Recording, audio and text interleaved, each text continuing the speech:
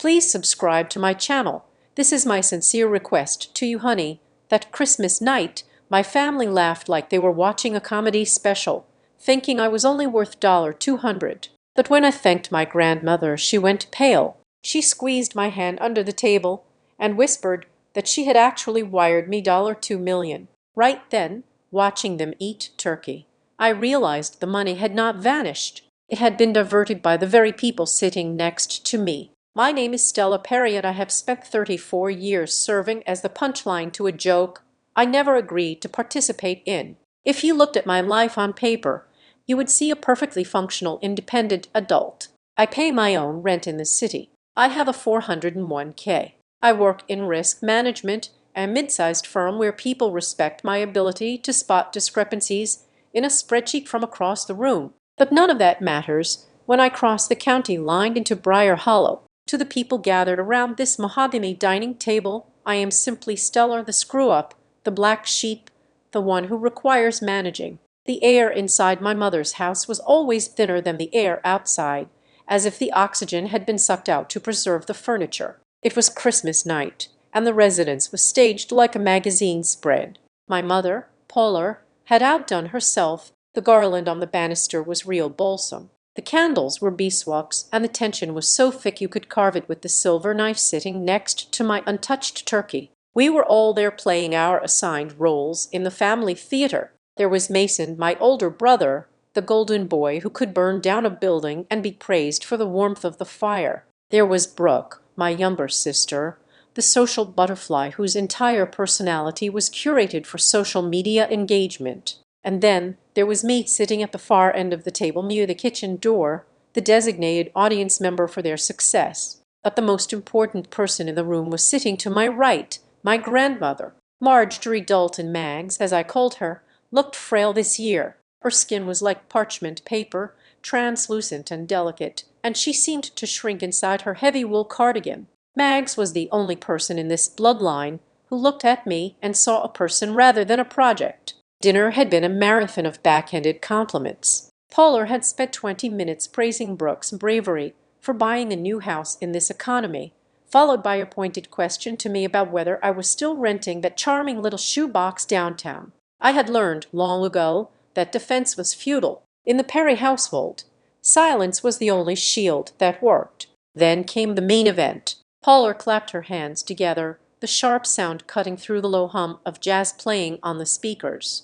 "All right, everyone," Paula announced, her voice pitched an octave higher than natural. "Gifts. We are doing gifts before dessert this year. Mother, you go first." This was not a request. It was a command. Paula loved the ritual of public gifting because it established the hierarchy. It was never about generosity. It was about display. She gestured toward a small pile of envelopes on the sideboard. "Actually," Paula said, her eyes locking on to mine with a predator's focus, "let's start with Stellar."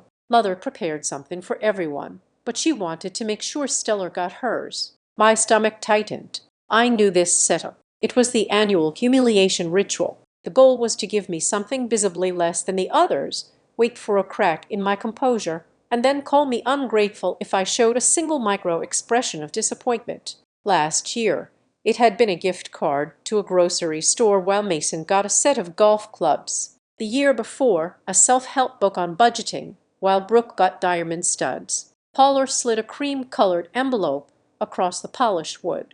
It stopped right in front of my water glass. "Go on, honey," Brooke urged, swirling her wine. "Open it." I looked at Grandma Maggs. She was staring at her plate, her hand trembling slightly as she gripped her napkin. She looked exhausted, almost sedated. I felt a surge of protective anger. They were using her to get to me. I picked up the envelope. It was light. I broke the seal with my thumbnail, keeping my face perfectly neutral. I was a professional. I dealt with fraud and risk for a living. I could handle a passive-aggressive Christmas present. I reached inside and pulled out the contents. It was $2 100 bills. The silence in the room lasted exactly 1 second before the snickering started. It wasn't loud, raucous laughter. It was worse. It was the polite, pitying chuckle of people who feel superior. "Oh, that is nice," Mason said, leaning back in his chair. "Gas money for the drive home, right, Stell?"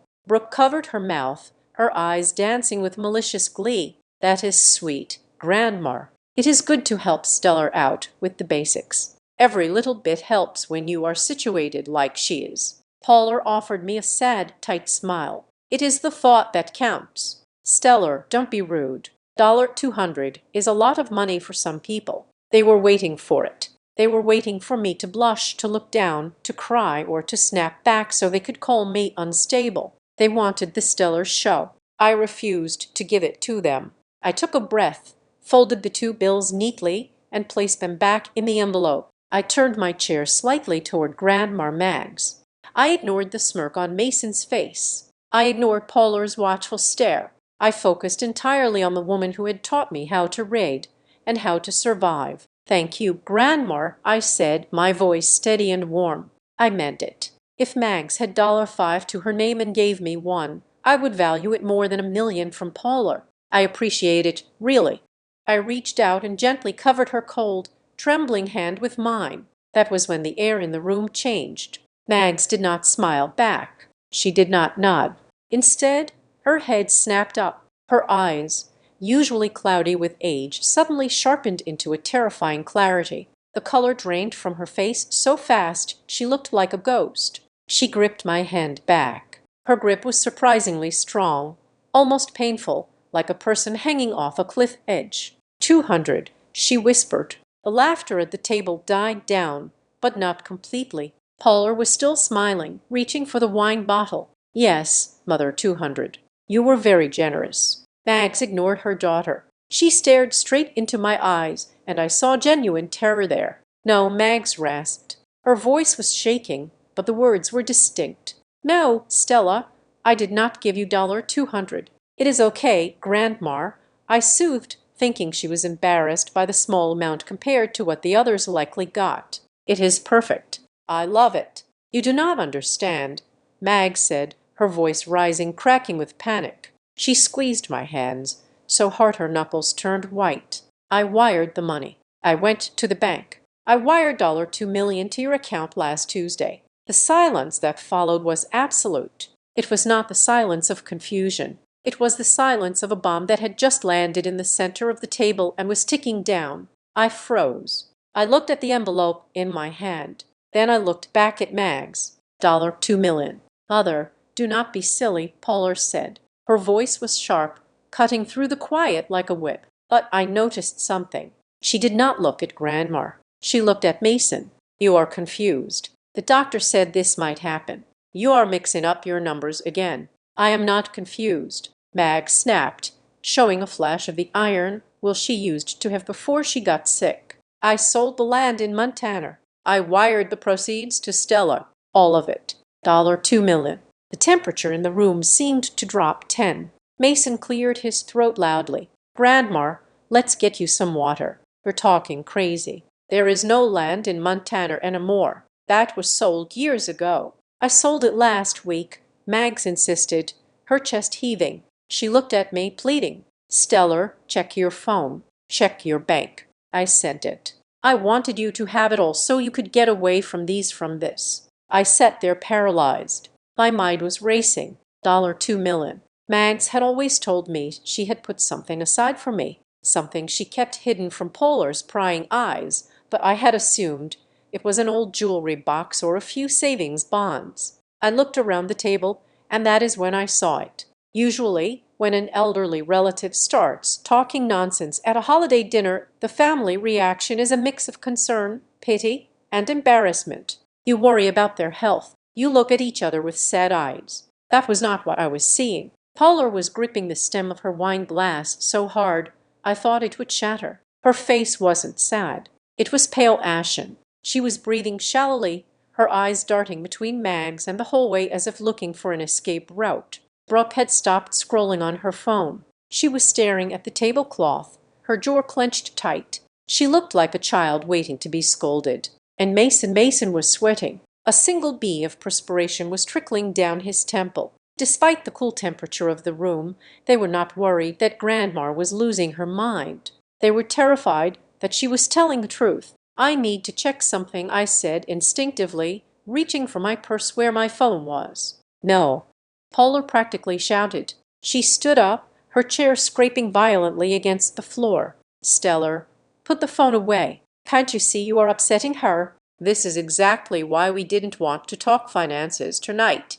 Mother is clearly having an episode. I am not having an episode, Mags cried out, tears starting to form in her eyes. I signed the paper, Polar. You drove me. You drove me to the credit union. I drove you to the doctor. Polar yelled back, her composure cracking. My God, this is unbearable. Mason, help me get her to the guest room. She needs to lie down immediately. Mason shot up like a soldier obeying the drill sergeant. Right. Come on, Grandma. Let's go. They were moving too fast. They were trying to scrub the scene. They were trying to separate the witness from the investigator. I stayed seated, my hand still resting on the table next to the envelope with the $200. My brain, trained to analyze fraud patterns and identify theft at Arkstone Meridian Group, finally kicked into gear. I stopped being the daughter and started being the analyst. I looked at Mason as he rounded the table to grab Grandma's arm. As he reached out, his suit jacket sleeve rode up. Glinting under the chandelier light was a watch. It was not just a nice watch. It was a PC Philippe Nautilus. I knew that watch. I had investigated an insurance claim involving one 3 months ago. The retail price was somewhere around $180,000. Mason worked in consulting, a job title that mostly involved borrowing money from Polar and talking about deals that never closed. He had been complaining about his credit card debt at Thanksgiving. My eyes shifted to Brooke. She was still staring down, nervously twisting her napkin. Outside in the driveway sat her new Range Rover. She had made a point of bragging about it when she arrived. Paid cash, she had said, flipping her hair. Finally had a good quarter with the design firm. Brooke's design firm had not had a client in 6 months. I knew that because she had asked me to loan her rent money in October. The math fell into place with a sickening thud. $2 million wired, $200 received, a sudden luxury watch, a cash-bought luxury SUV, and a grandmother being gaslit into believing she was senile. It was not a mistake. It was not a banking error. The money had not disappeared into the ether. It had been intercepted. They had eaten my future. They had carved it up like the turkey sitting in the center of the table, and now they were wiping the grease off their chins while laughing at me for being hungry. Get off me! Bags shouted as Mason tried to hoist her up. Mason, be gentle, I said. My voice was low, but it had a steel edge to it that I had never used in this house before. Mason froze. He looked at me for the first time in his life. He didn't look at me with contempt. He looked at me with fear. We are just taking her to rest. Stellar, Mason stammered. She is confused. Is she? I asked. I picked up the envelope with the $200 and tapped it against the table. The sound was rhythmic, like a judge's gavel, because she seems pretty specific about the amount. Mason, $2 million is a very specific number to invent. Don't start, seller, Polar hissed, coming around to grab Mags's other arm. Do not make this about you. You always ruin Christmas. I am not ruining anything, I said, standing up slowly. I did not scream. I did not flip the table. I did not cry. I looked at the watch on Mason's wrist, and then I looked directly at the keys to the Range Rover sitting by Brooke's plate. I smiled. It was not a nice smile. I am just saying thank you, I continued, my eyes locking on Polar's terrified face. Grandma wanted to give me a gift, and I think she did. I think she gave me the most interesting gift I have ever received. What are you talking about? Polar demanded, her voice shrill. Clarity. I said.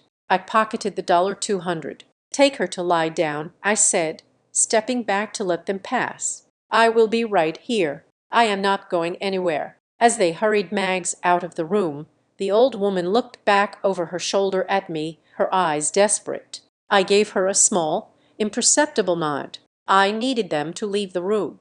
I needed them to think they had contained the situation, because the moment they left the room, the dining table became a crime scene and I was the lead investigator. And I had a feeling that if I looked closely enough at the paperwork scattered on the sideboard or the notifications on the phones they had carelessly left on the table, I would find the first thread.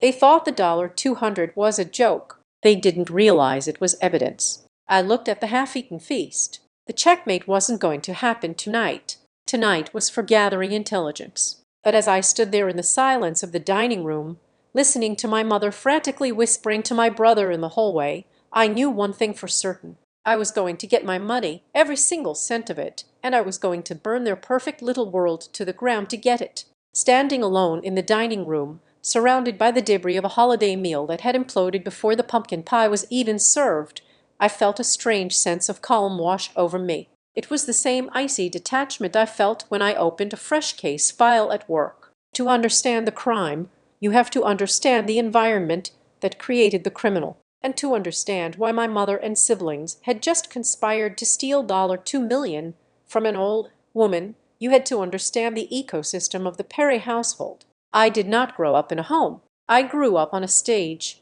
My mother, Paula, was not a parent. She was a director, and her children were props designed to reflect like back onto her. In the economy of our family, affection was not a birthright. It was a wage, and it was paid out strictly based on performance metrics that only Polar understood.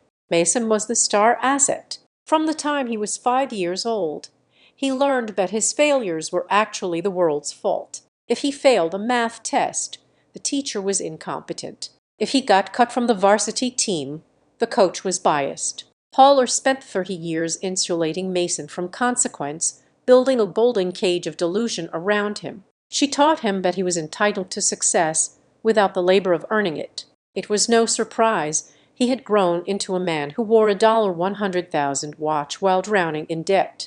He had been trained to believe that looking rich was the same thing as being rich. Brooke was the PR department.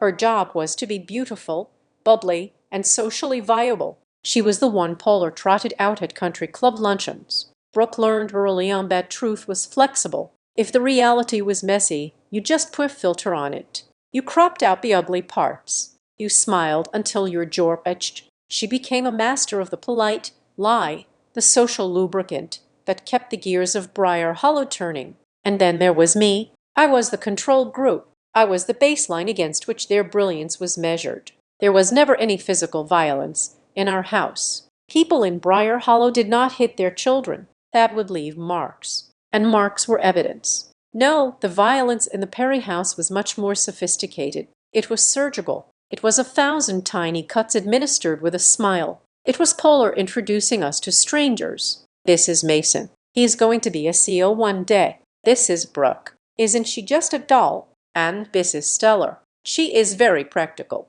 It was the way my achievements were acknowledged, with a pause, a sigh, and a pivot. When I graduated college with honors, Polar looked at my diploma and said, "It is good you have a degree. Stellar, you are going to need to rely on your brain since you did not get Brooke's height." When I bought my own car, a reliable sedan, Mason laughed and asked if it came with a handicapped sticker. When I got my first apartment, Brooke came over, looked at my furniture, and offered to send me links to charity shops that have decent stuff. I was the designated failure. Every family like ours needs one. I was the vessel into which they poured their insecurities. If Stellar was the mess, then they must be the successes. If Stellar was difficult, then they were the easygoing ones. If Stellar was cold, then they were the warm, loving family. They needed me to be less so they could feel like more. For a long time, I believed them. I spent my 20s thinking there was something fundamentally broken in my machinery. I tried to be softer. I tried to be louder. I tried to fit into the jagged hole they had carved out for me. But nothing worked because the game was rigged. You cannot win a game where the rules are rewritten every time you roll the dice. So I stopped playing.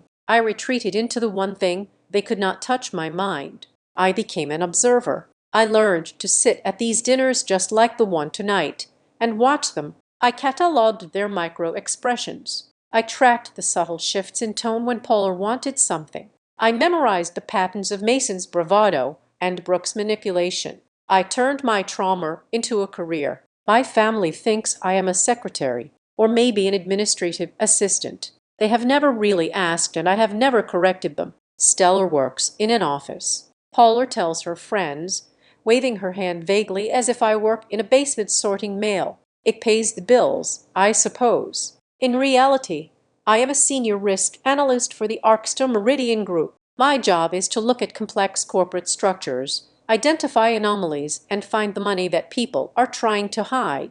I spend my days hunting down embezzlement, fraud, and asset misappropriation. I trace wire transfers through shell companies. I interview executives who think they are smarter than me. I find the rot inside the foundation. I am very, very good at it. The irony was almost poetic. The very skills I developed to survive my mother's gaslighting, the hypervigilance, the ability to read subtext, the obsessive memory for detail, were the exact skills that made me a nightmare for white-collar criminals. My family saw a quiet, mousy woman who couldn't find a husband. Arcster Meridian Group saw a forensic bloodhound. But there was one person who saw the whole picture. One person who looked at me and didn't see a disappointment. Grandma Meggs. The memory hit me hard, standing there in the silence. It was from 3 years ago. I had been visiting Meggs at her small cottage before Polar moved her into the main house for her own safety. We were sitting on her back porch shelling peas. It was a mundane task, but with Meggs, the silence was never heavy. It was companionable. She had stopped working, her gnarled hands resting in the metal bowl. She looked at me with those sharp blue eyes that missed nothing. "You are not like them, Stellar," she had said. It wasn't a question. I know I had replied, feeling that familiar sting of shame. "I am sorry, Grandma." "Do not be sorry," she snapped, surprising me. She reached out and grabbed my wrist. "You listen to me. Being a Perry is a curse. They are vampires, Stella. They feed on appearances. They feed on each other. But you are different. You are solid. You are real." She had leaned in close, her voice dropping to a conspiratorial whisper. "They think you are weak because you do not fight them," she said. "But I see you. I see you watching. You are biding your time. You are the only one of them who knows how to survive without sucking the life out of someone else." I had not known what to say. I had never felt seen in my life until that moment. "One day," Mags had said, squeezing my wrist, "one day I am going to pay you back for it." "Pay me back for what?" I asked. "For surviving," she said fiercely. "For taking the hits so they didn't have to hit each other. For being the one who stayed human in a house full of ghosts. I will make sure you get what is yours. Stellar, I will balance the ledger." At the time, I thought she meant she would leave me her vintage brooch or maybe her collection of first edition books. I never imagined she meant the proceeds from the Montana land sale. I never imagined she was sitting on a nuclear bomb of cash waiting for the right moment to detonate it. She had tried to give me my exit strategy tonight. She had tried to hand me the keys to my freedom, and they had taken it. My eyes drifted to the sideboard where Polar kept her achievement shrine. There was a framed photo of Mason holding a trophy from a debate tournament he had actually lost. But Polar had bought him a replica trophy so he wouldn't feel bad. There was a photo of Brooke in her prom dress, airbrushed to perfection. There were no photos of me for years. That absence hurt. But tonight, looking at the empty space where my face should have been, I felt a surge of power. If you are invisible, nobody sees you coming. They had underestimated me for 34 years. They thought I was the scapegoat. They thought I was the punchline. They thought I was the girl who would take $200 and say thank you because she was desperate for their approval. They did not know they were locked in a house with a fraud investigator who had just been handed the case of a lifetime. I pulled my phone out of my pocket. I did not have to worry about being rude anymore. The social contract of this family had been breached the moment they intercepted that wire transfer. I unlocked the screen and opened my Notes app. I started a new file. I did not title it Family. I titled it Case Number 774. Perry. I typed 3 lines. Subject: unauthorized redirection of funds. Victim: Marjorie Dalton. Suspects: Polar Perry, Mason Perry, Brooke Perry. I looked up from the screen. The dining room was quiet, but I could hear the muffled sounds of argument coming from the guest wing. They were fighting over how to handle Mags. They were stressed. They were sloppy. I was not stressed. I was working.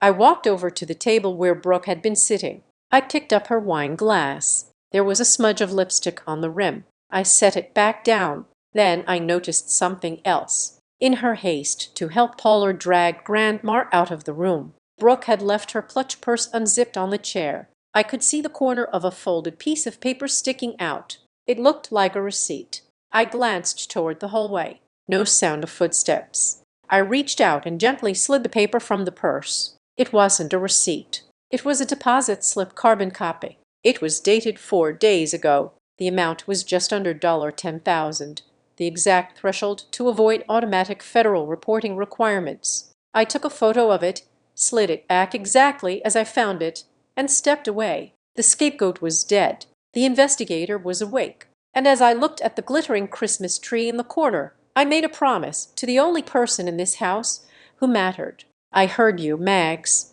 I thought you wanted to pay me for surviving, but I am going to take my payment for something else. I am going to charge them a retrieval fee to understand the crime scene. I had to rewind the tape in my mind. I had to look at the preamble to this disaster because in risk management the red flags never appeared during the explosion. They appear weeks before, waving softly in the breeze, begging to be noticed. The invitation to this Christmas dinner had been the first anomaly. Usually, the holiday summons was a passive-aggressive text from my mother, Paula, sent 3 days in advance, essentially daring me to say no so she could play the martyr. But this year, the campaign had started in early December. Paula had called me, actually called, with her voice, not a text, and her tone was dipped in saccharine. She talked about healing and new beginnings. She mentioned that Mason was finally settling down and that Brooke was dying to see me. Then came the follow-up from Brooke. My sister never texted me unless she needed money or a designated driver. Yet, 2 days before Christmas, she sent me a message with a string of heart emojis. Please make sure you come on time. We want the whole family together for the gifts. It is going to be a moment. A moment. That was the specific word she used. Not a memory. A moment. In the vocabulary of the influencer generation, a moment is something staged for consumption. It is content. Now, standing in the hallway while my family wrestled my grandmother into the back bedroom, I replayed my arrival. I realized I had walked onto a set. When I had first entered the house that evening, the lighting had been meticulously adjusted, but it was the technology that should have tipped me off. I had noticed Brooke's phone propped up against a crystal vase on the sideboard, the lens facing the dining chair I was assigned to. At the time, I thought she was just lazy. Then I saw Mason's phone balanced on the mantel, also angled toward the table, just capturing the ambience. Paula had chirped when I asked. Time-lapse video. It is the trend. It was not a time-lapse. There were multiple camera angles. They had set up a perimeter. They wanted hidden footage of Stellar Perry opening an envelope containing $200. They wanted my face cracking. They wanted the tear. They wanted the outburst. They had likely planned to send the video to the extended family group chat with a caption about how ungrateful and unstable I was, further cementing my role as the family pariah while they sat on a pile of stolen millions. It was a setup, a calculated, premeditated production. I moved quietly toward the kitchen. The house was an open concept layout, but the sight lines were blocked by a massive floral arrangement Paula had commissioned for the holiday. I needed to be invisible. I needed to see what they had tried to hide in the wings. I remembered hearing Mason earlier in the evening before dinner was served. I had gone to the powder room and paused near the library door. The voices inside were hushed, frantic. Keep it clean later. Okay, Mason had said. His voice was tight, stressed. No trouble. We get the reaction. We cut the cake. We get her out the door. She is going to make a face? Brooke had replied. You know she is letter. Mason had snapped. The worse she looks, the better we look for handling her. Just stick to the script. Stick to the script. At the time, I assumed they were talking about managing my bad attitude. Now I knew they were talking about managing a felony. I pushed the kitchen door open with my shoulder. The room was bright, sterile, and smelled of roasted meat and sage. This was the staging area. Dirty dishes were stacked in the sink, masked by the frantic energy of the meal service. But I wasn't looking at the dishes. I was looking at the counter where Paula sorted the mail. My grandmother, Mags, had arrived late. She had walked in clutching a worn paper shopping bag, looking frail but determined. I remembered Paula swooping in like a hawk, taking the bag from her hands immediately. I will put this away for you, mother. You do not want to clutter the table. Mags had protested weakly. My papers are in there for Stella. Stellar can see them later, Polar had said, her voice carrying that terrifying finality. Let's eat first. I scanned the granite countertops. The paper bag was gone. Polar had likely locked it in her study or thrown it in the trunk of her car. But people who commit crimes of opportunity often get sloppy with the debris. They focus on the big object, the bag, the money, and forget the scraps. There, shoved behind the knife block, was a crumpled ball of paper. I walked over, my heart hammering against my ribs, not from fear, but from the adrenaline of the hunt. I smoothed out the paper on the cold stone surface. It was a bank envelope. The logo in the corner was for the Hollow Creek Credit Union. It was not a major national bank. It was a small local institution where Mags had banked for 40 years. The front of the envelope had writing on it. In Mags's shaky, distinct cursive, it read, for Stellar, the full amount. That someone had placed a piece of masking tape over my name, and written on the tape in thick black marker was a single word, gas. The cruelty of it took my breath away for a second. It wasn't enough to steal the $2 million. They had to turn the container of the gift into a weapon. They had taken the envelope meant to change my life, taped over my identity, and reduced it to gas money. Then I saw the other piece of paper. It was lying flat near the toaster, half covered by a linen napkin. I lifted the napkin. It was a carbon copy of a transaction receipt, the kind you get when you ask a teller to print out your balance. It was dated today. Balance $2,400. This was Mags's checking account. The wire transfer confirmation was missing. They had sanitized the scene, or so they thought, but they had left the wrapper. This envelope proved Mags had intended to give me something specific, something she had labeled, and the gas tape proved that someone, Polar or Mason, had altered the labeling to match the $200 they stuffed inside. I pulled out my phone. I didn't just take a photo. I took a video. I filmed the envelope, the tape, the handwriting, and the receipt.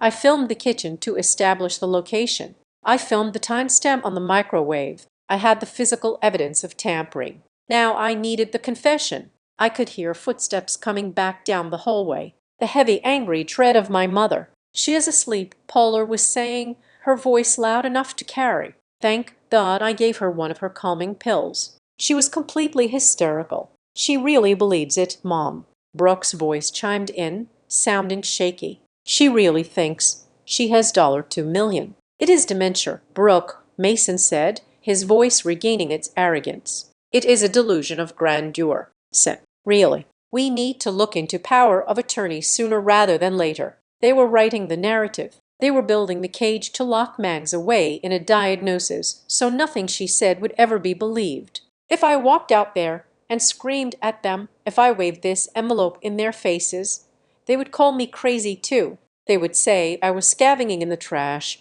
that I was desperate, that I was harassing a sick old woman. I could not be the daughter. I had to be the prosecutor. I slipped the crumpled envelope into my blazer pocket. I checked my appearance in the reflection of the oven door. I looked calm, cold. I reached into my pocket and pulled out my phone again. I opened the voice recorder app. I hit the red button. I walked out of the kitchen and back into the dining room. They were all there. Polar was pouring a massive glass of wine. Mason was loosening his tie. Brooke was aggressively typing on her phone, probably deleting the videos she had taken because they didn't get the humiliation reaction they wanted. They froze when they saw me. Stellar, Polar said, letting out a dramatic sigh. I thought you left honestly after that performance. I didn't leave, I said. My voice was soft, unsettlingly soft. I walked to the head of the table, the spot where Mags had been sitting.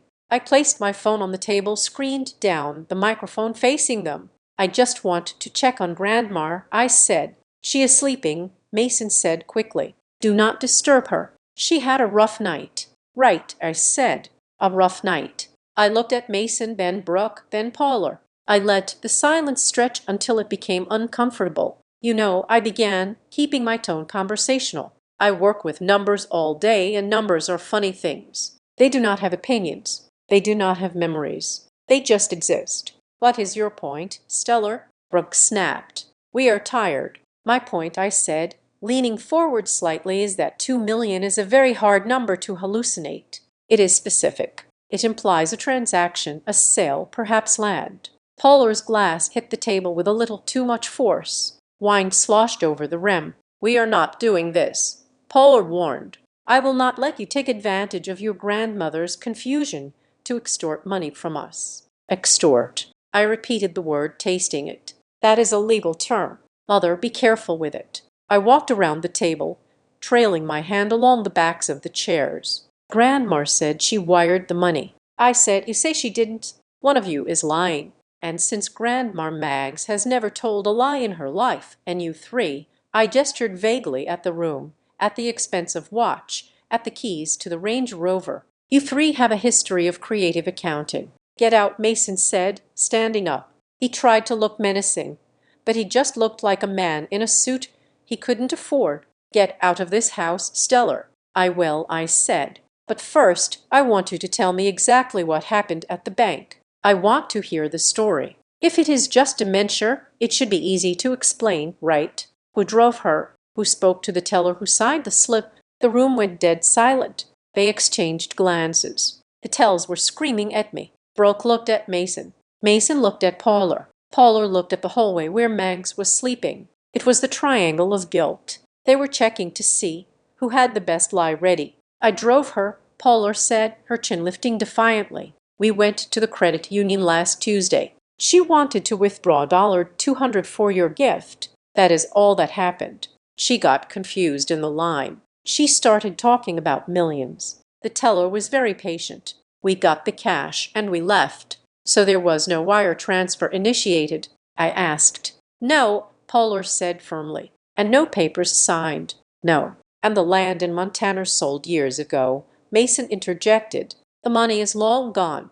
I nodded slowly. I had what I needed. They were on the record now. They had committed to a version of events that could be empirically disproven. They had locked themselves into the lie. "Okay," I said. "That clarifies things." I picked up my phone. I didn't stop the recording. "I am going to go now," I said. "I am going to drive back to the city. But I want you to remember this moment. I want you to remember that I gave you a chance to tell the truth. You are so dramatic." Brooke scoffed, rolling her eyes. "Just go, Stellar. Take your gas money and go." I smiled. It was genuine this time. I said.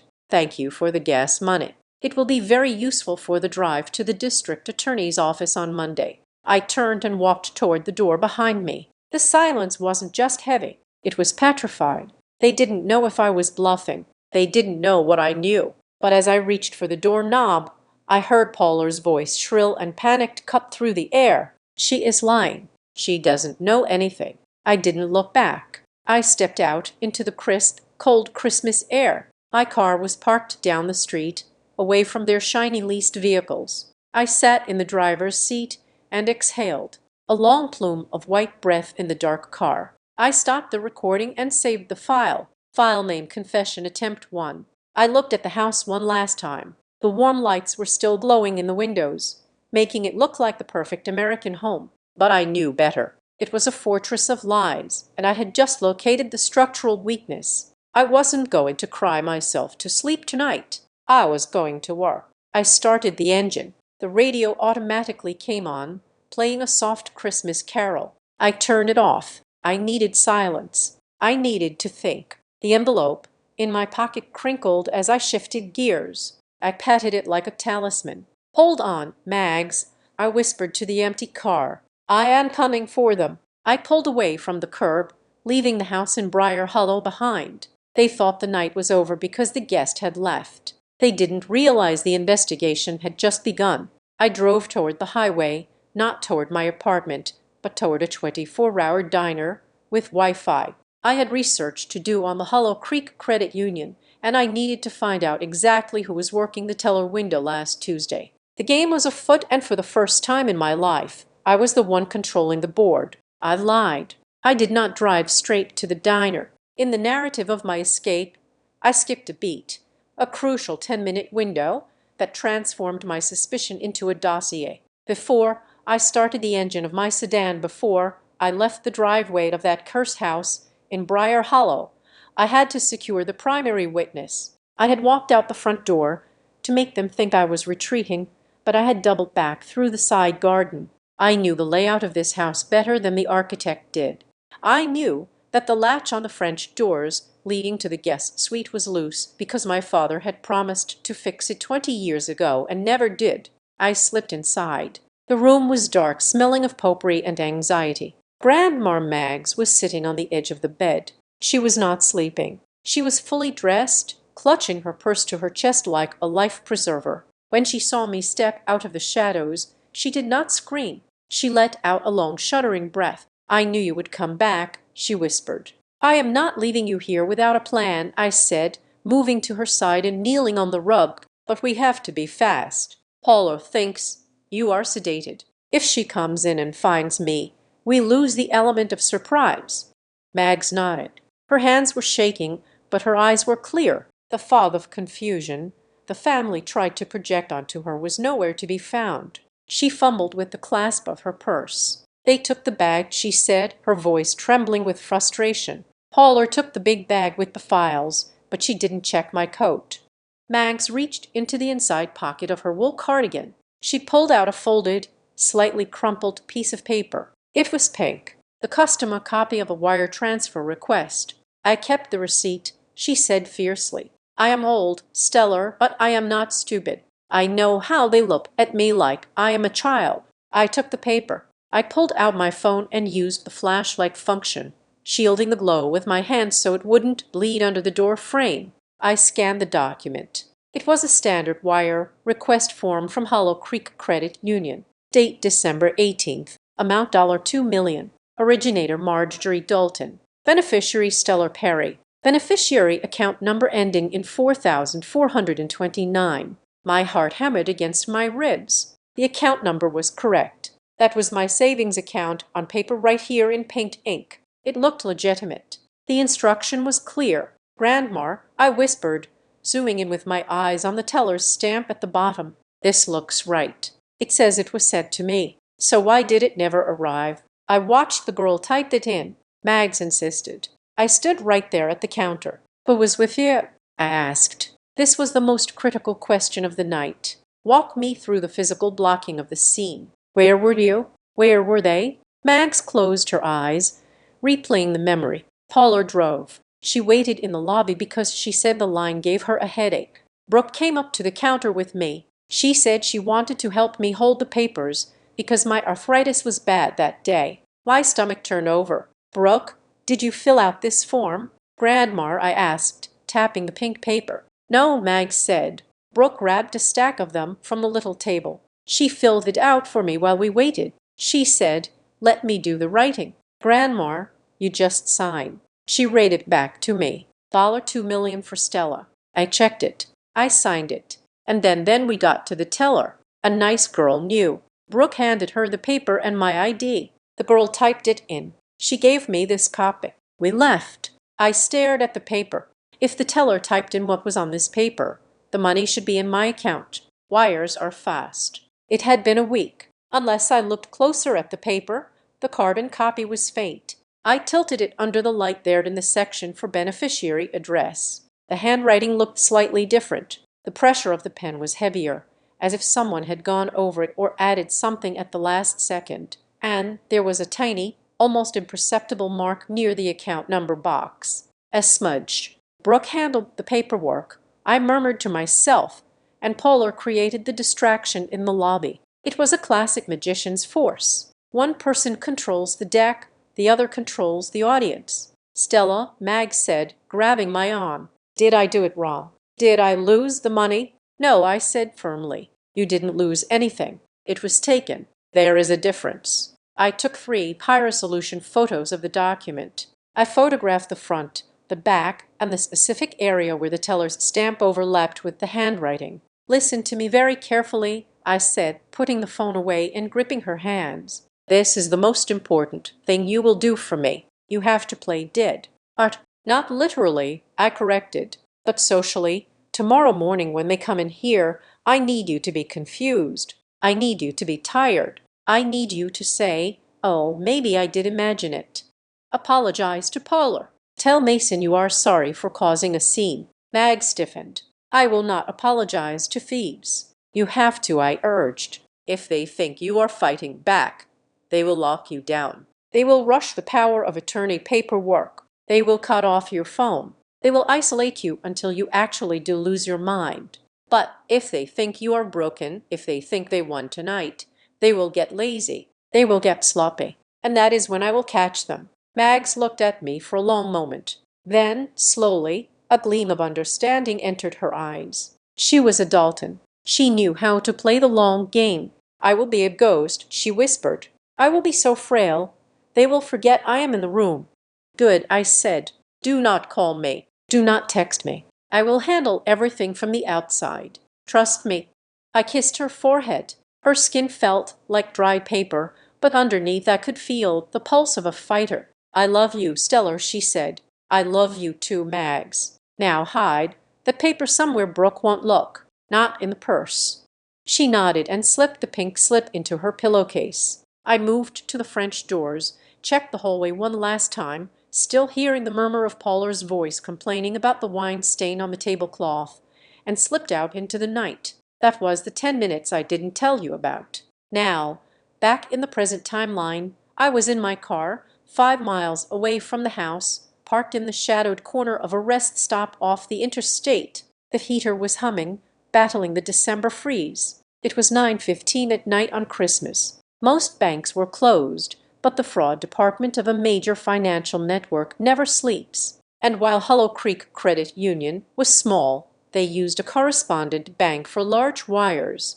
I dialed the number for the National Fraud Reporting Hotline, not the customer service line, but the backdoor number I knew from my time at Arkstone Meridian, the one used by risk officers. "Financial Crimes Division. This is Agent Miller." A voice answered after 2 rings. Crisp, professional, no holiday cheer. "This is Stella Perry," I said, my voice shifting into my work persona. "I am calling to report an unauthorized diversion of funds involving a vulnerable adult. I need to open a priority case file." "Go ahead, MS." "Perry, are you the account holder?" "I am the intended beneficiary." I said the originator is Marjorie Dalton. The originating institution is Hollow Creek Credit Union. The wire amount is $2 million. Date of execution, December 18th. I could hear the clicking of a keyboard on the other end. "I have the tracking number from the originator's receipt," I added, reading the sequence of numbers from the photo I had just taken. "One moment," Agent Miller said. The silence stretched for 30 seconds. "Okay, I see the transaction record in the clearinghouse data. It shows a status of settled." "Settled to where?" I asked because it is not in my account.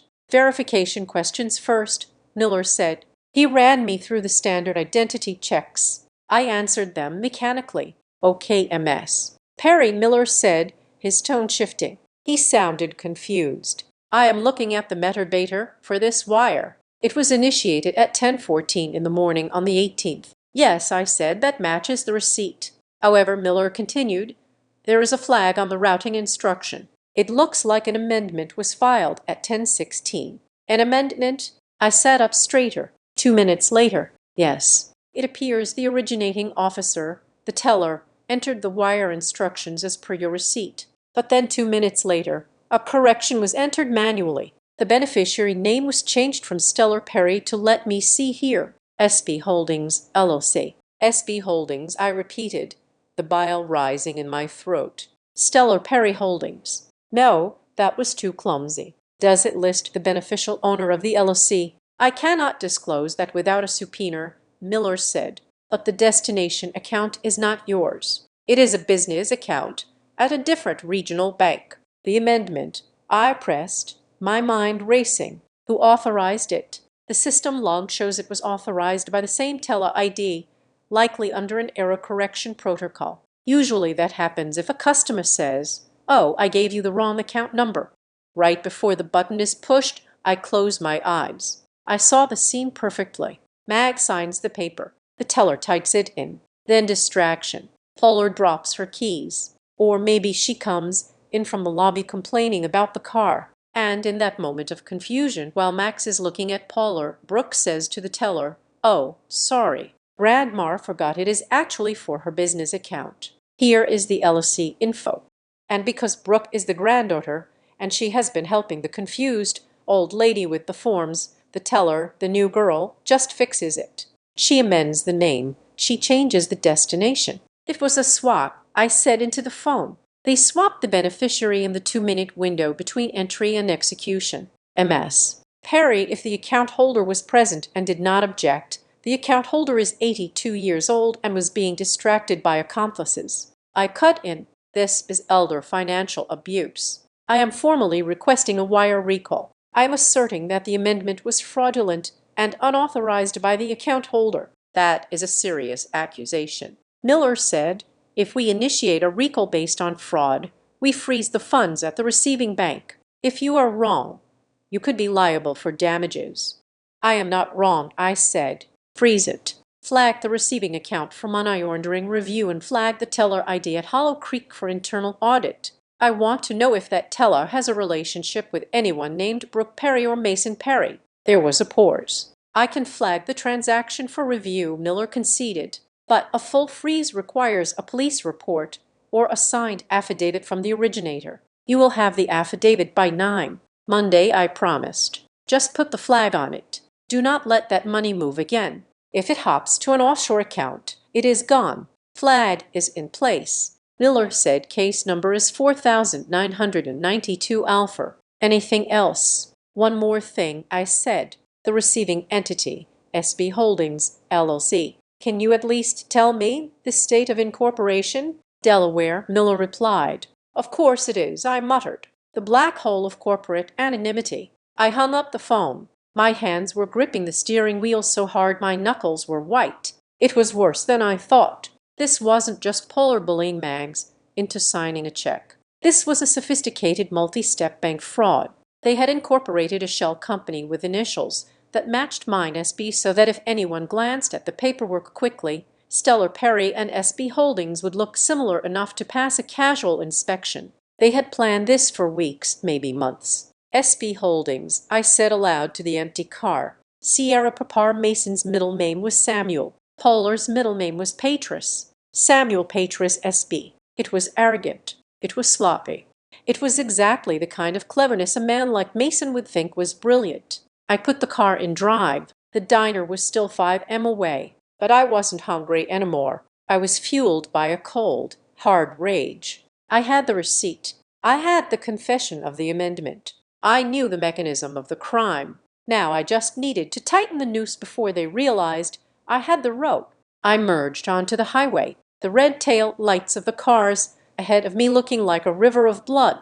They thought they had erased my future with a 2-minute keystroke correction. They were about to learn that, in my line of work, the amendment is where the devil lies, and I was coming to collect him. The notification light on my phone started blinking at 7:15 in the morning. It was an aggressive, pulsating green that seemed to demand attention. I was sitting in the corner booth of the 24-hour diner where I had spent the night, nursing my 4th cup of black coffee and watching the sun bleach the gray sky over the interstate. I picked up the phone. A new group chat had been created. Subject: the Perry family circle members Polar, Mason, Brooke, Stellar. The first message was from my mother. It was a master class in revisionist history. Polar, good morning, everyone. I hope we can all take a breath today. Last night was very emotional for Grandma, and I think we all let our stress get the better of us. Let's focus on healing. Grandma is confused, but she is safe. Mason agreed. We need to be a united front. No more upsetting her with wild theories. Brooke, love you guys. Stella, maybe you can come by later for brunch. Grandma was asking for you. Let's just be normal. I stared at the screen. Normal in their dictionary. Normal meant compliant. It meant silence. They were terrifyingly efficient. In less than 8 hours, they had pivoted from panic to containment. They were circling the wagons, and they wanted me inside the circle where they could watch me, not outside where I could throw stones. I did not reply immediately. In a negotiation, silence is leverage. I let them sweat for 20 minutes. Then my phone rang. It was Polar. I cleared my throat, pitching my voice to sound tired and contrite. I needed to be the daughter they expected, the one who craved approval more than justice. I slid the green icon to answer. Hello, I sounded small, weak. Stellar, Polar said, and her voice was trembling. It was a performance, but a good one. Oh, Stellar, I barely slept. I can't believe we fought on Christmas. It breaks my heart. I know, Mom. I said, I am sorry. I was confused. Of course you were, she soothed, latching on to my admission instantly. And Grandma is confused, too. The doctor said, this stage of dementia is tricky. She mixes up the past and the present. She mixes up wishes with reality. She wished she could give you $2 million. So, in her mind, she did. It was a seductive narrative. If I hadn't seen the wire receipt, if I hadn't spoken to the fraud department, I might have believed her. I just want her to be okay, I said. Then come back, Polar urged. Come for brunch. Mason has a friend stopping by, a lawyer, just to help us organize Grandma's care paperwork. We need to make sure she is protected. We need the family together. A lawyer on the day after Christmas. That wasn't for care paperwork. That was for a power of attorney. They were going to force Mags to sign away her legal agency before the banks opened on Monday. Okay, I said. I will be there in an hour.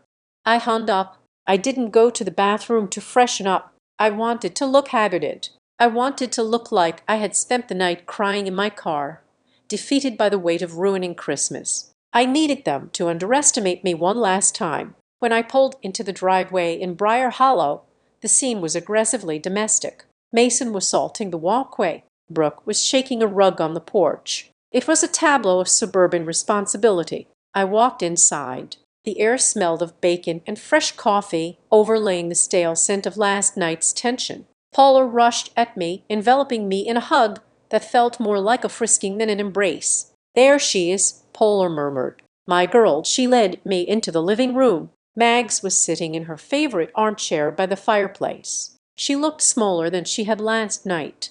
They had dressed her in a soft beige tracksuit that made her look institutional. Her hands were folded in her lap. When she saw me, her eyes widened, but she didn't speak. She remembered the plan. Play dead. Sitting on the sofa opposite her was a man I didn't recognize. He was wearing a suit that was too shiny and a watch that was too big. He looked like the kind of lawyer who advertised on the back of a bus. Stellar, this is Brent, Mason said, walking in from the kitchen with a coffee pot. He is an old friend from college. He is helping us with the estate planning. Nice to meet you, Brent said, not standing up. He tapped a thick stack of documents on the coffee table. We are just trying to get everyone on the same page regarding Mrs. Dalton's long-term care. I sat down on the ottoman, positioning myself lower than everyone else. Submissive body language. What does that mean? I asked, looking at Mags. It means Grandma needs help making decisions, Brooke said, perching on the arm of the sofa.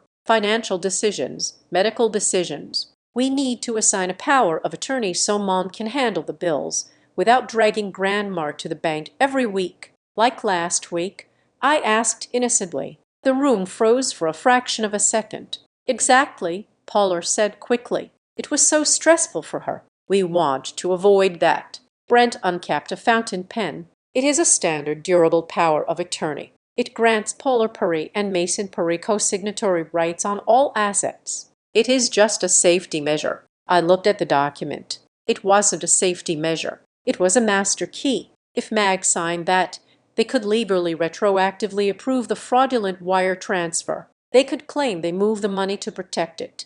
I reached into my pocket and turned on the recorder. Grandma, I said softly, looking at Mags. Do you want to sign this? Mags looked at Polar, then at Mason. She played the part perfectly. She looked terrified. I don't know. Is it for the best? It is for the best, Mother, Polar said firmly. Just sign it, and we can have breakfast. I am just confused about one thing, I said, keeping my voice wavering. I turned to look at Brooke. If Grandma is so confused that she needs legal protection, how did she manage to wire money last week or not wire it? I am still trying to understand the $200 versus the $2 million. Oh my God, Stella. Brooke groaned. Drop it. She didn't wire anything. It was a mistake. But I saw a receipt. I lied. I hadn't shown them the receipt yet. I was fishing. I saw a pink paper in her bag last night before Mom took it. It looked like a wire receipt. Polar's eyes darted to Mason. Mason's jaw tightened. You saw a deposit slip? Mason corrected smoothly. She was depositing her pension check. You are misremembering. Maybe, I said, scratching my head. But if she was just depositing a check, why did she tell me she sent 2 million? That is such a specific number. And why did the bank envelope say gas on it? She is senile, Brent barked, losing his professional veneer. Look, the woman doesn't know what day it is. That is why we are here, to stop her from making up stories. I just want to be sure, I pressed, looking at Brooke. Because if she did try to send it and it didn't arrive, then the bank made a mistake. And if the bank made a mistake, we should call them, right? We should call the police and report the missing money. No. The word exploded out of Brooke's mouth. Why not? I asked, widening my eyes. If there is no money, there is no harm in checking. Unless I let the word hang there. Unless Brooke cracked. She was tired. She was hungover, and she was sick of my stupidity. There is no point calling the bank. Stella, Brooke snapped. Because the big transaction was already handled. It is done. It is in the holding company where it belongs. The silence that followed was heavy enough to crush bones. Brooke clamped her hand over her mouth. Her eyes went wide. She realized what she had said. Handled. I repeated, my voice dropping the waver. What holding company, Brooke? She means the estate holding. Mason stammered, stepping in front of his sister. For the future, for the taxes. So, the money does exist, I said. $2 million exists and you moved it into a holding company. SB Holdings, perhaps. Polar's face went white. How do you know that name? Because I do my job, Mother, I said. I investigate fraud. You are a secretary. Polar screamed. You answer phones. I am a senior risk analyst, I corrected calmly. And I know that you amended a wire transfer 2 minutes after it was authorized. I know you changed the beneficiary and Brooke just admitted it. It doesn't matter. Brent, the lawyer, sneered, leaning forward. It doesn't matter what you know. She is incompetent. If she signs this paper today, we have control. We can ratify any past transaction, and she is going to sign it. He pushed the paper toward Mags. Sign here, Mrs. Dalton. Now it was a threat. The air in the room was violent. Mason took a step toward the chair, his physical presence looming over Grandmar. Sign it, Grandmar, Mason said, his voice low and dangerous. Stop the drama. Sign it. Mags looked at the pen, then she looked at me. I nodded. Drop the act, Mags.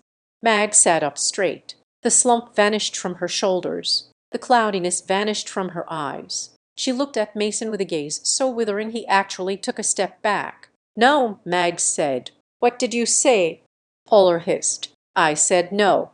Mags repeated, her voice clear and strong. I will not sign anything, not without my person.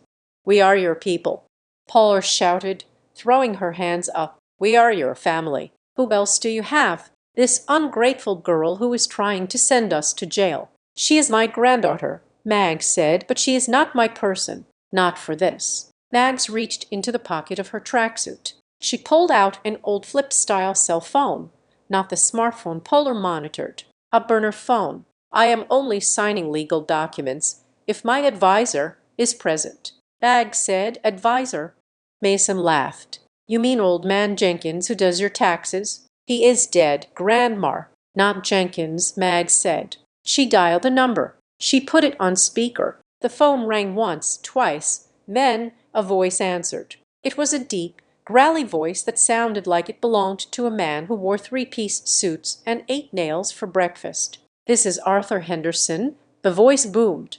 Brent, the chief lawyer, actually dropped his pen. His face went slack. Henderson, Brent whispered. Arthur Henderson, the senior partner at Henderson, clean and vain. Hello, Arthur, Mags said pleasantly. It is Marjorie.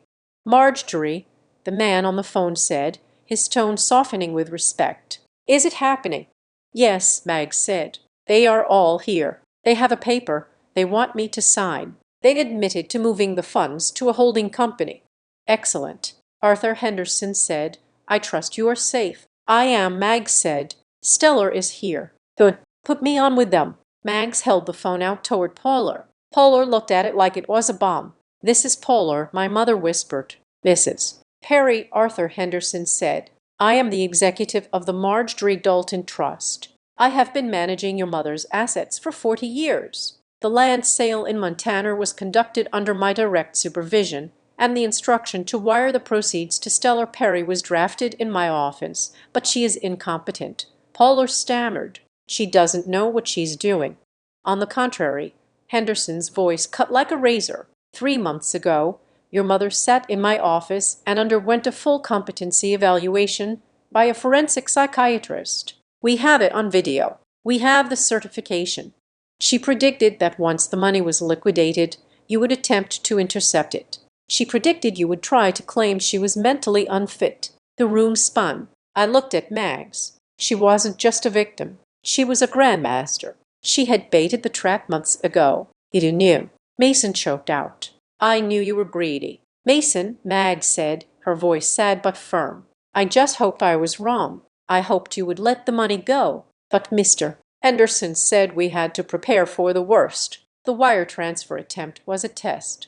Mrs. Perry Henderson continued, we allowed Mrs. Dalton to go to the bank with you to see what you would do. We needed to see if you would actually commit the crime, and according to what I just heard, you did. We can fix it, Brooks squeaked. We can move it back. I am afraid it is too late for that, Henderson said. I am currently filing an emergency injunction and I am sending a team to the house. They should be pulling into the driveway right about now. As if on cue, the sound of tires crunching on gravel drifted through the window. Not one car, too. I stood up. The act was over. I think that is my cue, I said, looking at the stunned faces of my family. And Brooke, thank you for the confession. The recording is surprisingly clear. I held up my phone. Polar collapsed onto the sofa. Mason looked like he was about to vomit, but Mags just smoothed the fabric of her tracksuit, looked at me, and winked. The social chess match was over. Now the real war began. The adrenaline crash hit me about an hour after the confrontation in the living room, but I did not have the luxury of resting. The war had moved from the emotional battlefield of my mother's carpeted floor to the cold, hard logistics of forensic accounting. I was sitting in the back of Arthur Henderson's town car, which was parked like a black monolith in the driveway of the Perry estate.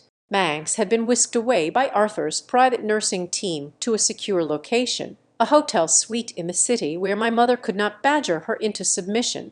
I stayed behind, not to reconcile, but to retrieve my laptop from my car and meet with Arthur's lead investigator, a man named Sealers. Sealers handed me a tablet. On the screen was a dossier that explained 60 years of silence. The Montana land, Sealers said, his voice growly. It was not just a plot of dirt. It was mineral-rich acreage your grandfather bought in the 50s. Mags kept the deed in a safety deposit box that Polar did not know about. I scrolled through the documents. Mags had sold the land 3 weeks ago to a conservation group. The sale price was exactly $2,400,000 after taxes and fees. The net wire amount was just over $2 million. She told me why she did it, Sealers said, looking out the window at the house where my brother and sister were likely shredding documents. She told me that for 30 years she watched the family chip away at you. She said she could not stop the emotional cuts, but she could provide the bandage. She wanted you to have you money MS. Caring. That was her exact term. I felt a lump in my throat. You money. It was the most beautiful gift anyone had ever given me. It wasn't just cash. It was autonomy. It was the ability to walk away from Briar Hollow and never look back. But they had stolen my exit.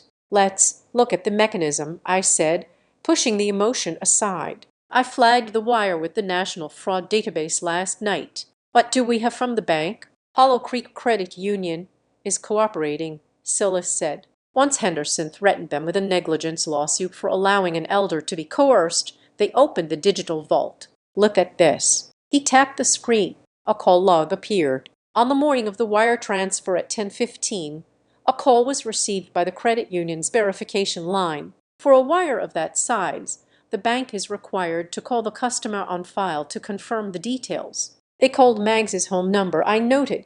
No, Sealers corrected. They called the number listed on the updated profile. A profile update was submitted 5 minutes before the wire. The phone number on file was changed to this. He pointed to a 10-digit number. I didn't need to look it up. I knew that number. I had ignored calls from it 1,000 times. That is Brooke's cell phone, I said.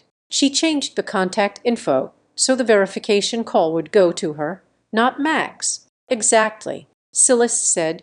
The audio recording of the call exists. The bank officer asks Mrs. Dalton, did you authorize a change of beneficiary to SB Holdings? And a female voice sounding very young for an 80-year-old says, yes, that is my holding company. Please push it through. She impersonated the account holder. I said, that is wire fraud. That is identity theft. That is a federal crime. It gets worse, Sealers said.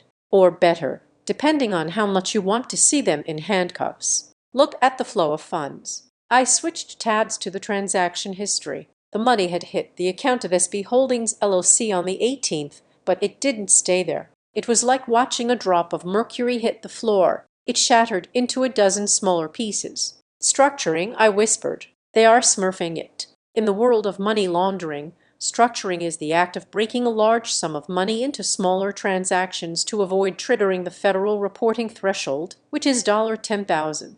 On the screen, I saw a cascade of transfers leaving SB Holdings. $9,500 to an account ending in 8,821. $9,800 to an account ending in 9,904. $9,000 to a consulting firm registered to Mason Perry. Mason's real estate investment. I realized he told everyone he closed a deal last week. He didn't close a deal. He just paid himself with Grandma's money. And look at the dates Sealers added. Brooke paid off her car loan on the 19th, a lump sum payment of $42,000. The source of funds was a dividend from SB Holdings. It was sloppy.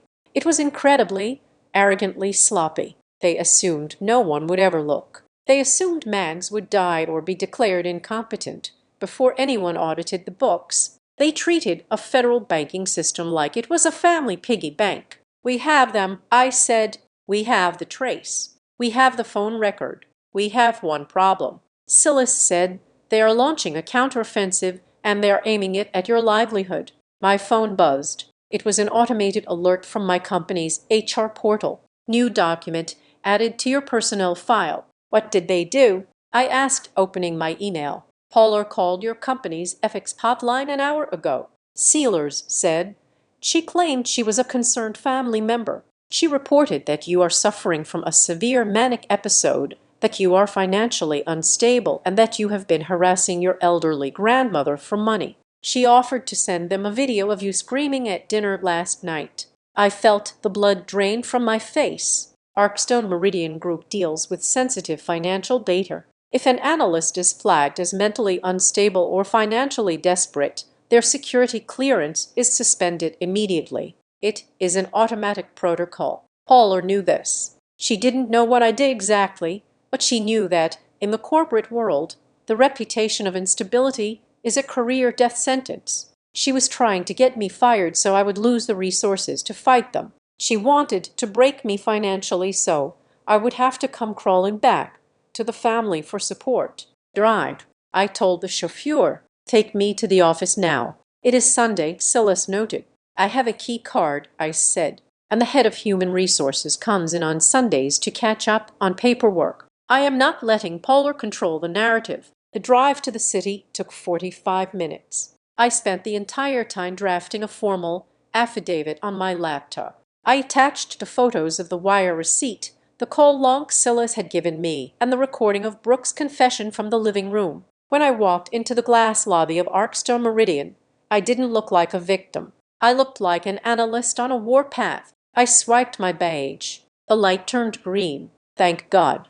They hadn't locked me out yet. I went straight to the 24th floor. The lights were dimmed, but I saw the lamp on in the corner office. David, the VP of Human Resources, was there. He looked up surprised as I knocked on the glass door. Stellar, he said, taking off his reading glasses. I just got a very disturbing voicemail regarding you. I was going to call you in the morning.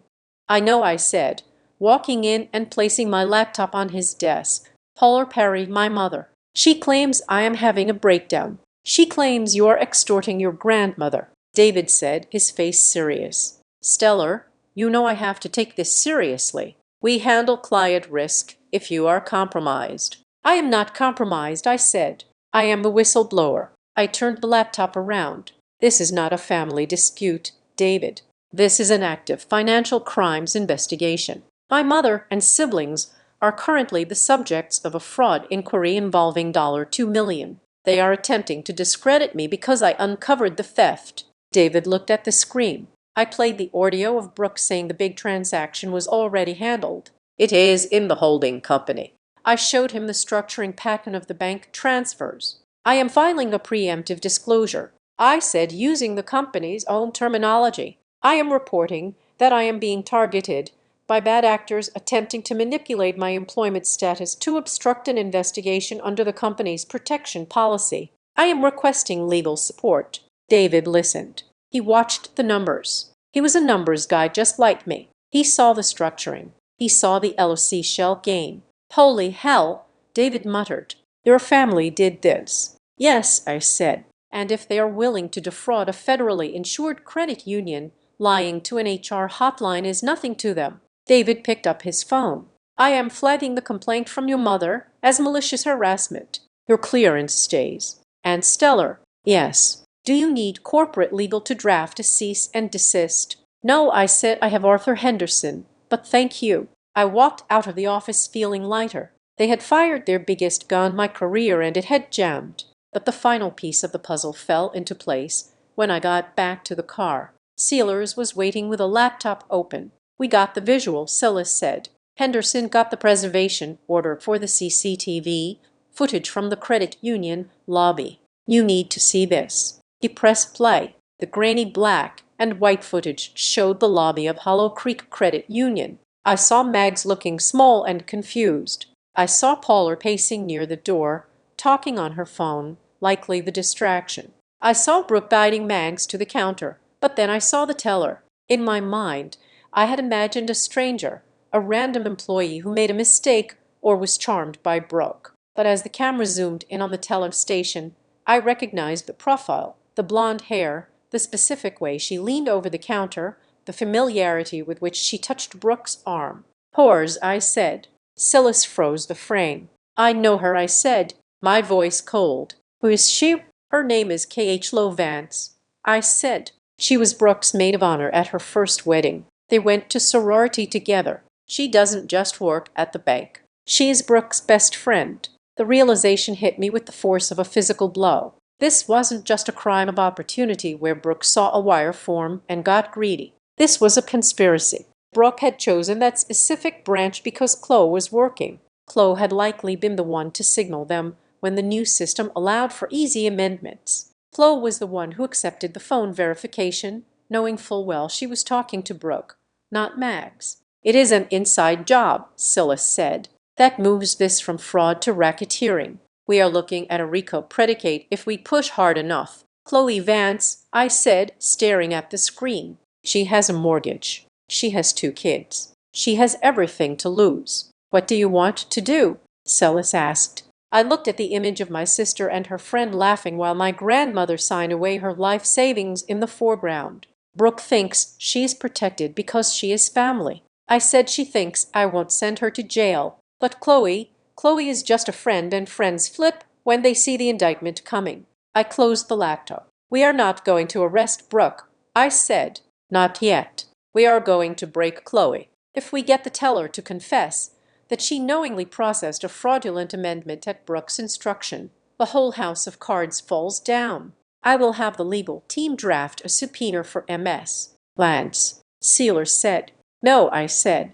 A subpoena gives her time to lawyer up. I want to catch her while she still thinks she got away with it.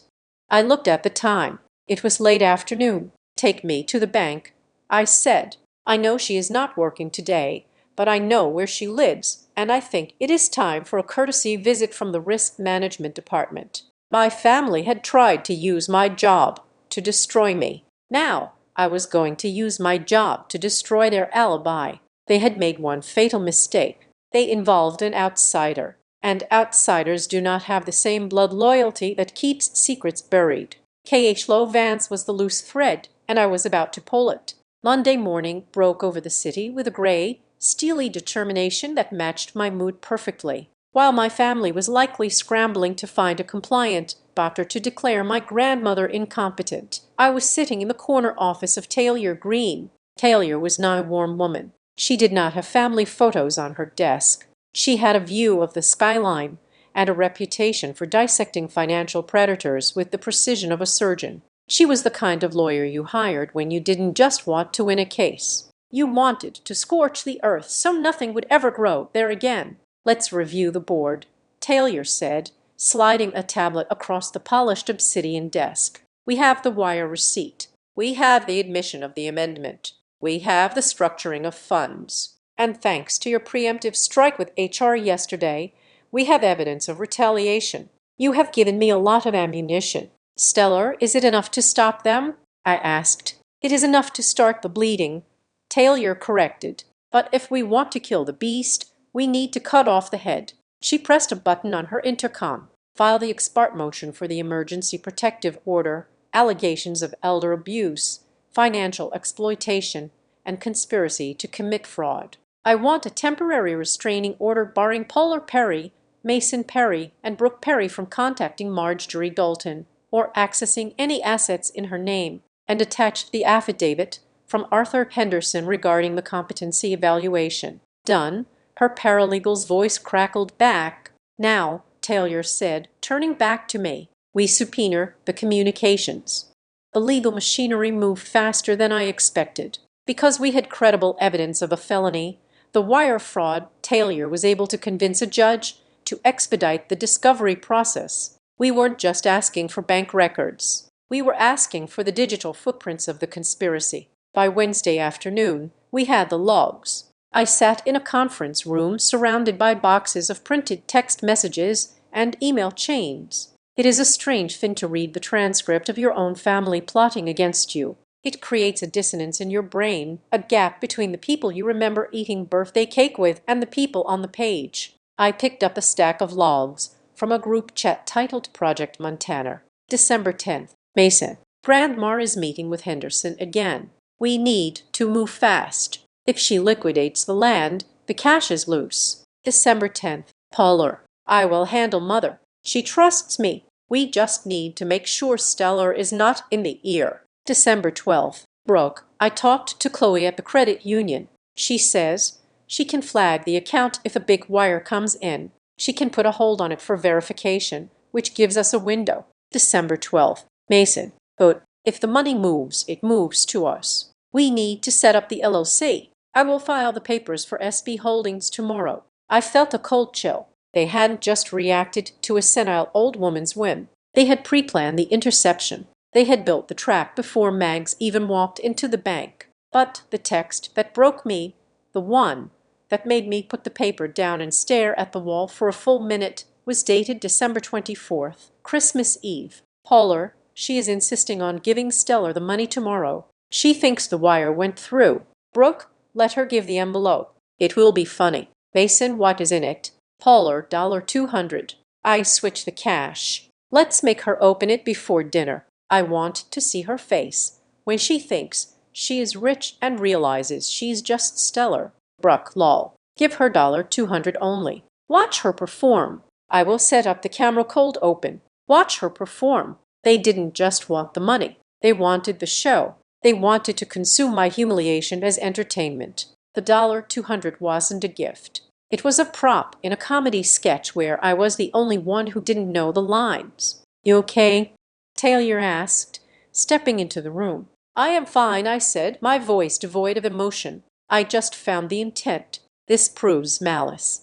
"It proves more than that," Taylor said, looking at the log. "It proves premeditated emotional infliction of distress. We can add that to the civil suit, but I have better news." The bank folded. My head snapped up. "Chloe, the internal audit department at the credit union didn't like the look of that 2-minute amendment," Taylor said, sitting on the edge of the table. "Especially after we sent them the draft of the RICO complaint naming the institution as a co-conspirator. They brought Ms. Vance in for questioning this morning. Did she talk? She sang. Taylor said apparently the prospect of federal prison does not appeal to a suburban mother of two. She admitted that Brooke Perry provided her with the account details for SB Holdings 2 days prior to the transaction. She admitted that she deliberately bypassed the secondary authorization protocol because Brooke told her it was a surprise for the family trust. She claimed she didn't know it was theft. She thought she was helping with estate planning. She is lying. I said she knew. Of course she knew. Taylor agreed, but her confession gives us the link. It ties Brooke directly to the manipulation of the banking instrument. The credit union has suspended her, and they have frozen the funds in the receiving account at the correspondent bank. The money is locked. Stellar, they can't spend another dime. The noose was tightening, and they felt it. That evening, my phone rang. It was Polar. I looked at Taylor. She nodded. Answer it, speaker. Do not agree to anything. Just listen. I picked up the phone. Stellar. Polar's voice was unrecognizable. The imperious matriarch was gone. In her place was a whimpering, terrified woman. Stellar, please, you have to stop this. Stop what, mother? I asked calmly. The lawyers, the police, the bank called Mason. They froze his accounts. They froze everything. He can't pay his mortgage. He has a baby on the way. Stellar. Mason did not have a baby on the way, but Polar never let facts get in the way of a guilt trip. I didn't freeze his accounts, I said. The federal government did. That tends to happen when you launder stolen money. It wasn't stolen, Polar cried. It was family money. We were just managing it for Grandma and for you. We were going to give you your share eventually. My share? I asked. You mean the $200? That was a joke. She sobbed. A bad joke. Look, we can fix this. We can settle this tonight. Come over. We will write you a check. $50,000 right now. Just tell the lawyers it was a misunderstanding. $50,000. They stole $2 million, and they were offering me 12% to keep my mouth shut. It was insulting, but I needed them to commit to the bribe in writing. I don't know, Mom, I said, pitching my voice to sound wavering. I let a little tremble enter my tone. I am scared. The lawyers are very aggressive. I don't know if I can stop them. You can, Polar insisted, sensing weakness. You are the plaintiff. If you drop the suit, it goes away. 50,000 stellar cash. Think of what you could do with that. I need to think, I stammered. Can you send me the offer so I can look at it? I can't think straight right now. Yes, Polar said immediately. I will text it to you. Just promise me you will drop it. Send the text, I said. Then I will decide. I hung up. 2 minutes later, the message arrived.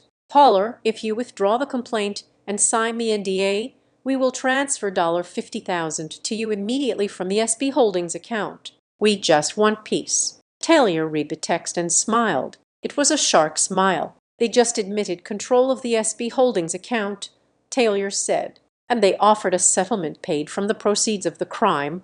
That is admissibility of guilt. They just nailed their own coffins. But now, I asked. Now, Taylor said, we go see the general.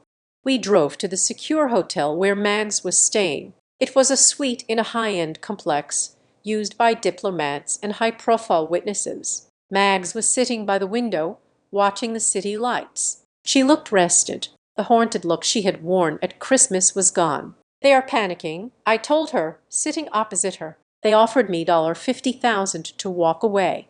Mags laughed. It was a dry, raspy sound. They always did think cheap. They think everyone has a price tag that ends in 0. We have the evidence to destroy them, Grandma, I said. Taylor says we can pursue criminal charges. We can send them to prison. Mags looked at me. Her eyes were sad. They are my children, Stella, and my grandchildren. I know they are rotten.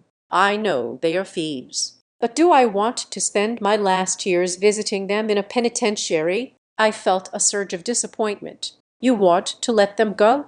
No, Mag said sharply. I didn't say that. Prison is too easy for them. In prison, they get fed. They get a bed. They get to be victims. I want something worse for them. She reached into the side pocket of her bag, the one Polar hadn't checked. She pulled out a thick cream-colored envelope. It was sealed with wax. "You found the first envelope," Mag said. "The one with the money, but you didn't know about the second one." "What is this?" I asked. "This," Mag said, tapping the envelope against her knee, "is the Dalton Family Trust, the original version, the one my husband wrote 50 years ago." She handed it to me. I broke the seal. The document inside was heavy. I scanned the first page. It was a standard trust agreement outlining the distribution of assets upon Marjorie Dalton's death. The primary beneficiaries were listed as Polar Perry, Mason Perry, and Brooke Perry. "I don't understand," I said. "This gives them everything." "Keep reading," Mag said. "Look at the amendment clause on the last page. The one I had Arthur Henderson add 3 years ago, the day after you visited me and told me about your promotion." I flipped to the back. There in crisp legal language was a clause titled the Integrity Stipulation. "In the event that any primary beneficiary attempts to legally incapacitate the guarantor or is found to have misappropriated assets prior to the guarantor's death or attempts to interfere with the distribution of specific gifts to other beneficiaries, the entirety of the trust shall be immediately dissolved and reconstituted." I looked up. "Reconstituted how?" "Read the next line," Mags whispered.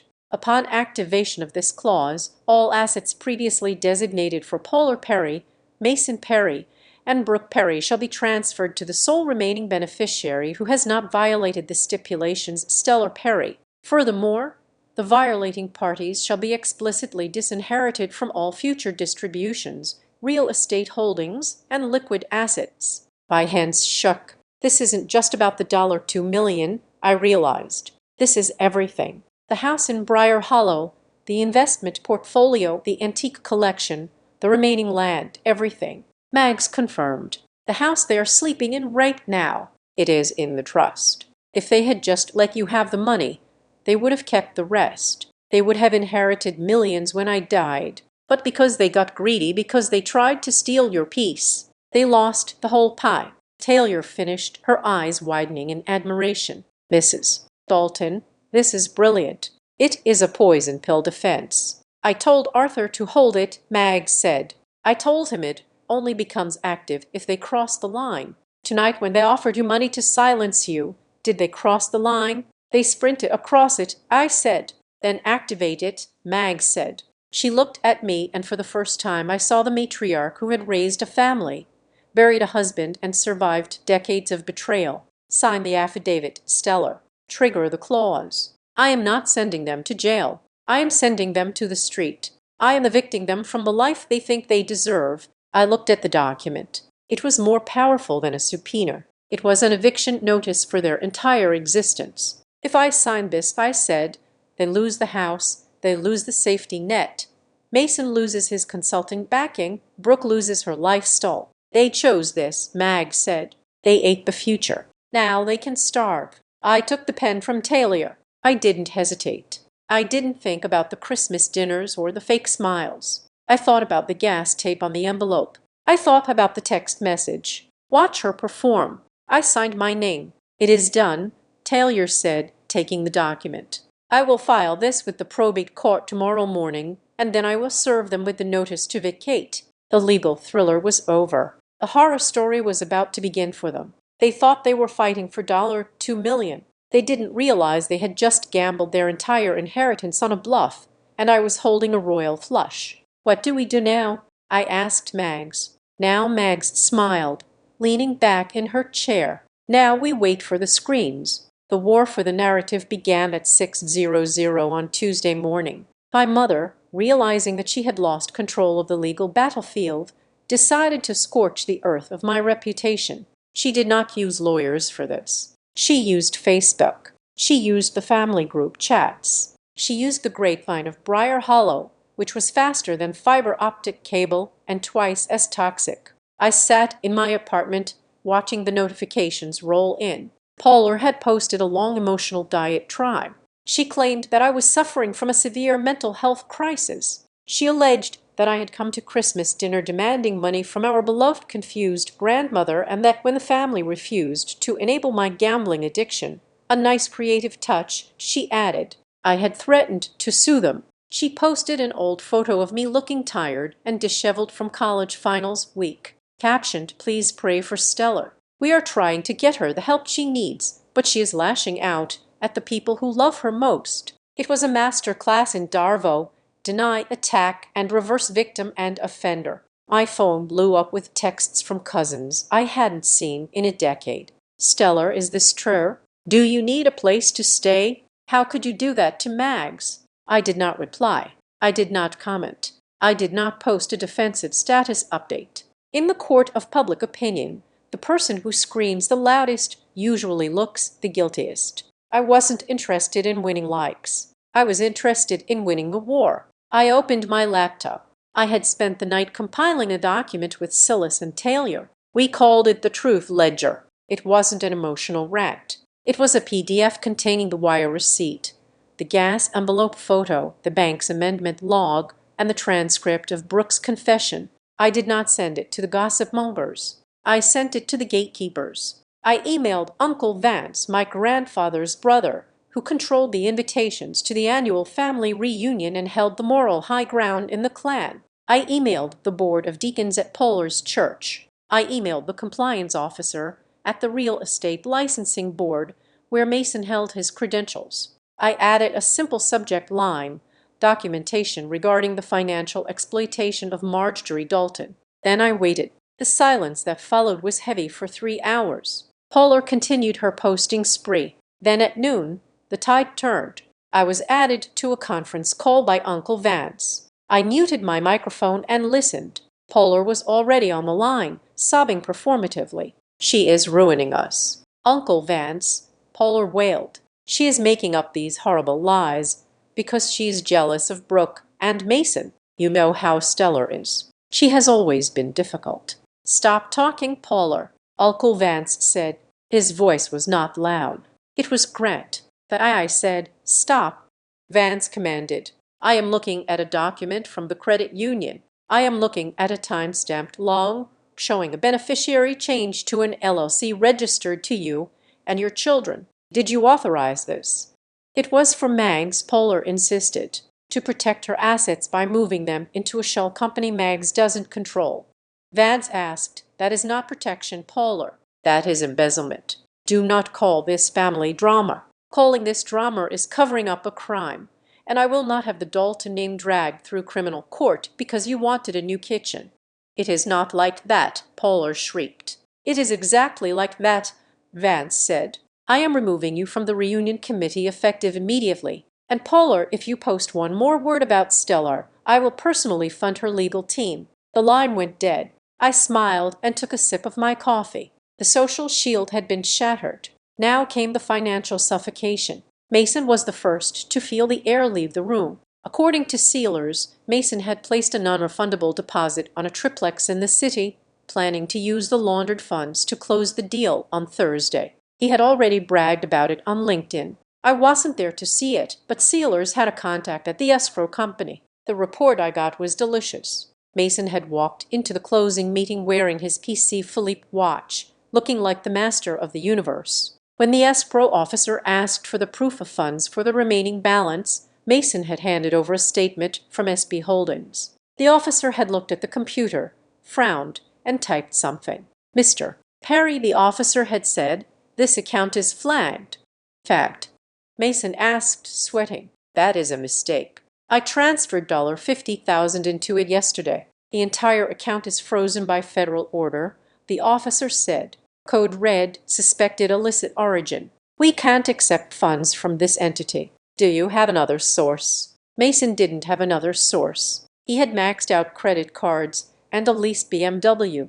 The deal collapsed. The sellers kept his deposit. Mason was escorted out of the building. But the weak link, as always, was Brooke. Brooke was not built for pressure. She was built for brunch with the credit union, investigation heating up, and her best friend K.H. Lowe Vance facing federal charges. Brooke began to spiral. She called me at 4 in the afternoon. I let it go to voicemail. She called again and again. Finally, I answered. I said, sounding exhausted, "You have to tell them to stop." Brooke hissed. She sounded light. She was hiding in a closet. The FBI was at K.H. Lowe's house. "Stellar, They took her laptop. Her husband is threatening divorce. That sounds stressful, I said. Maybe KH Lowe shouldn't have committed wire fraud. She didn't mean to, Brooke cried.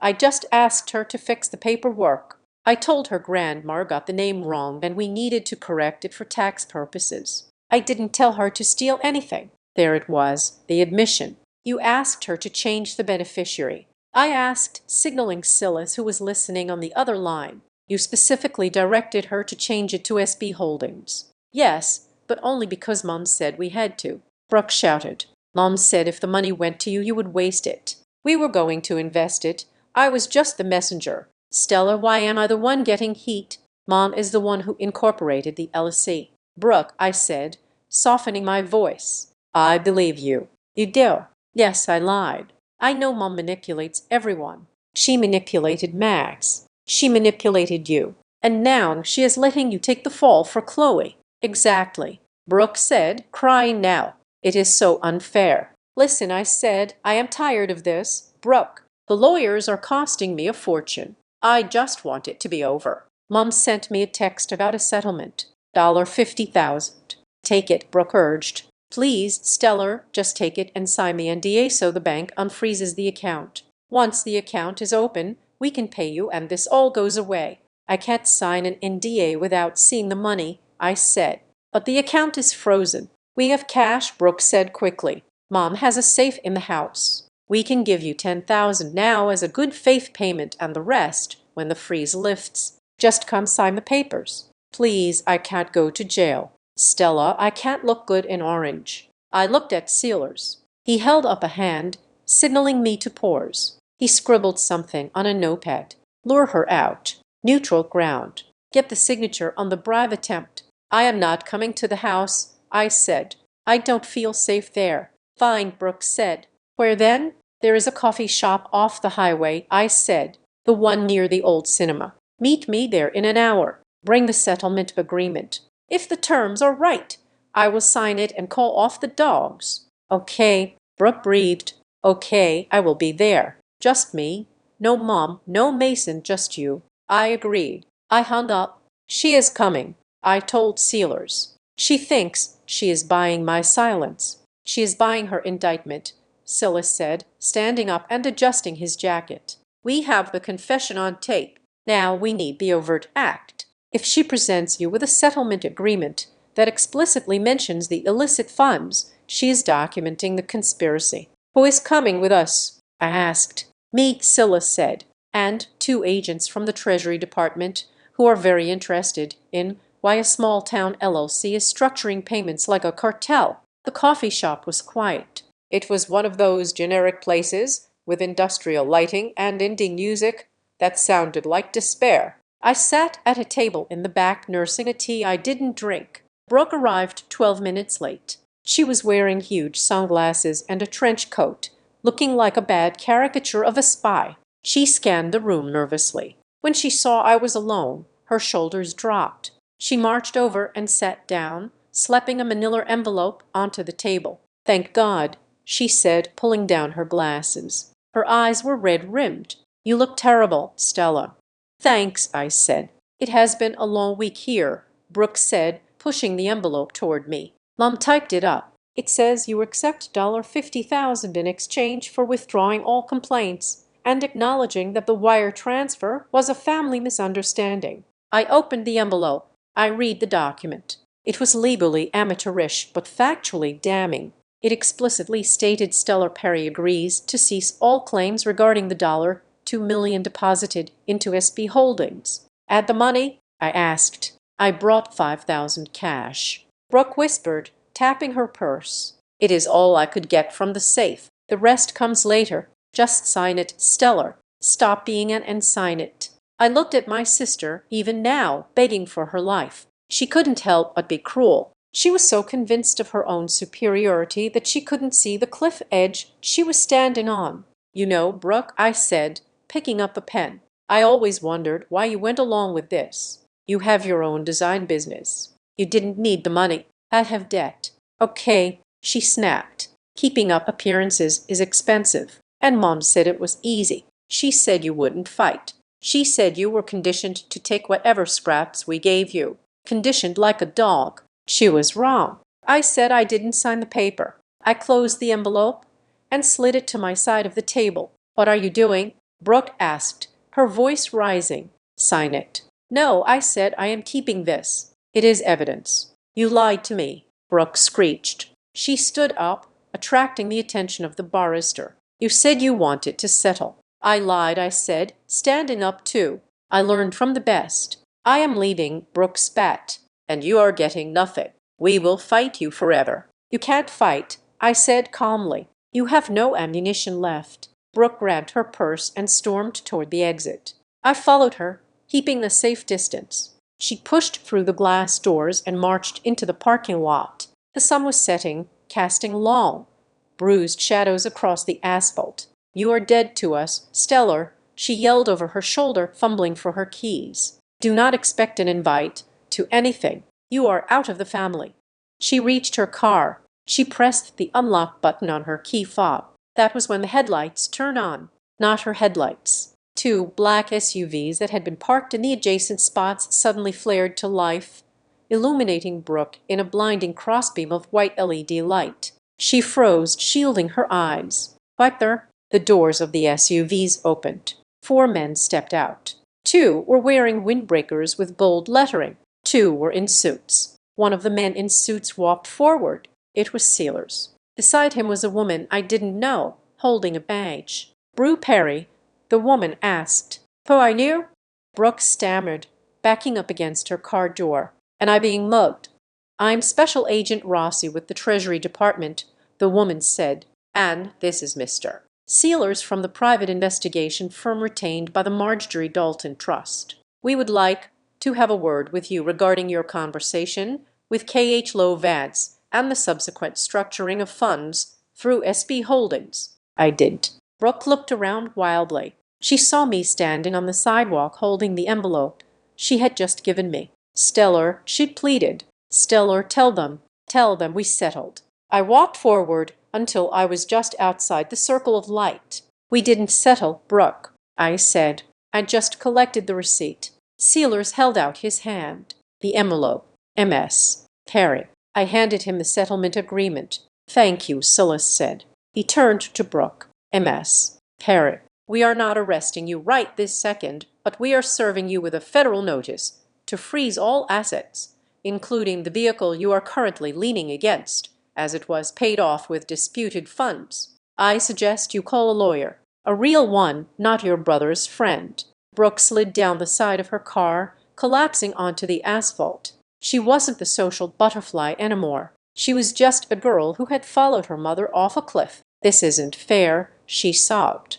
No, I said, turning to walk away to my own car. It is justice, and in this family, that is something you have never seen before. I didn't look back at her. I had one more stop to make. The king and queen were still in the castle, and I had the eviction notice in my glove compartment. The conference room on the 42nd floor of Taylor Green's law firm was designed to intimidate. The walls were glass, offering a panoramic view of the city that made the people inside feel like they were suspended in the sky. But the air inside the room was heavy, smelling of stale coffee and desperation. On one side of the mahogany table sat the Perry faction. My mother, Paula, was wearing a black dress that suggested mourning, though I wasn't sure if she was mourning her reputation or her bank account. Mason sat next to her, looking hollow. The arrogance that usually fit him like a tailored suit had evaporated, leaving behind a sweaty, twitchy man who kept checking his phone. Brooke was there too, huddled in a corner chair, wearing dark glasses indoors. She hadn't spoken a word since she walked in. On the other side sat me, Taylor, and Sealers. We were silent. We had the luxury of silence. Paula's lawyer, a man named Mr. Sterling, who looked like he regretted taking this case every time he glanced at Taylor, cleared his throat.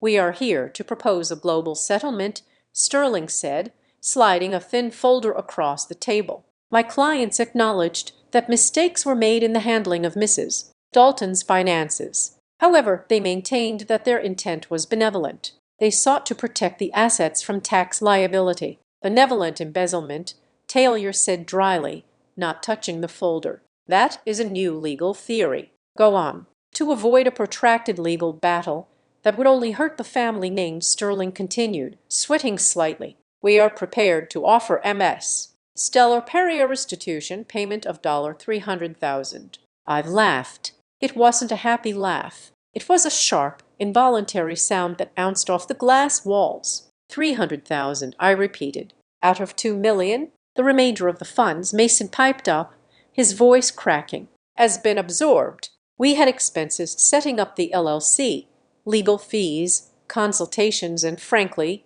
we consider the rest a management fee for the years of care we provided to Grandma.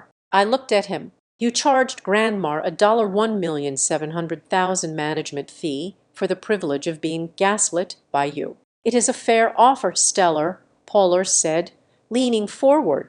Her eyes were pleading, but her jaw was set in that familiar, stubborn line. 300,000 is a lot of money. You could buy a condo. You could pay off your student loans. All we ask is that you sign a non-disclosure agreement and withdraw your cooperation with the federal investigation. And the timeline, I asked, when do I get this money? As soon as you sign, Pollard said quickly. Once the NDA is signed, we can show it to the bank. They will unfreeze the accounts, and we will wire you the money immediately. I looked at Taylor. She was tapping her pen against her legal pad, a rhythmic predatory sound. Let me get this straight, I said, leaning over the table. You want me to lie to the federal government, obstruct an active Treasury Department investigation, and sign away my right to speak all so you can unfreeze the money you stole from my grandmother and then give me 15% of it back. We are family, Stella, Uller hissed. Doesn't that mean anything to you?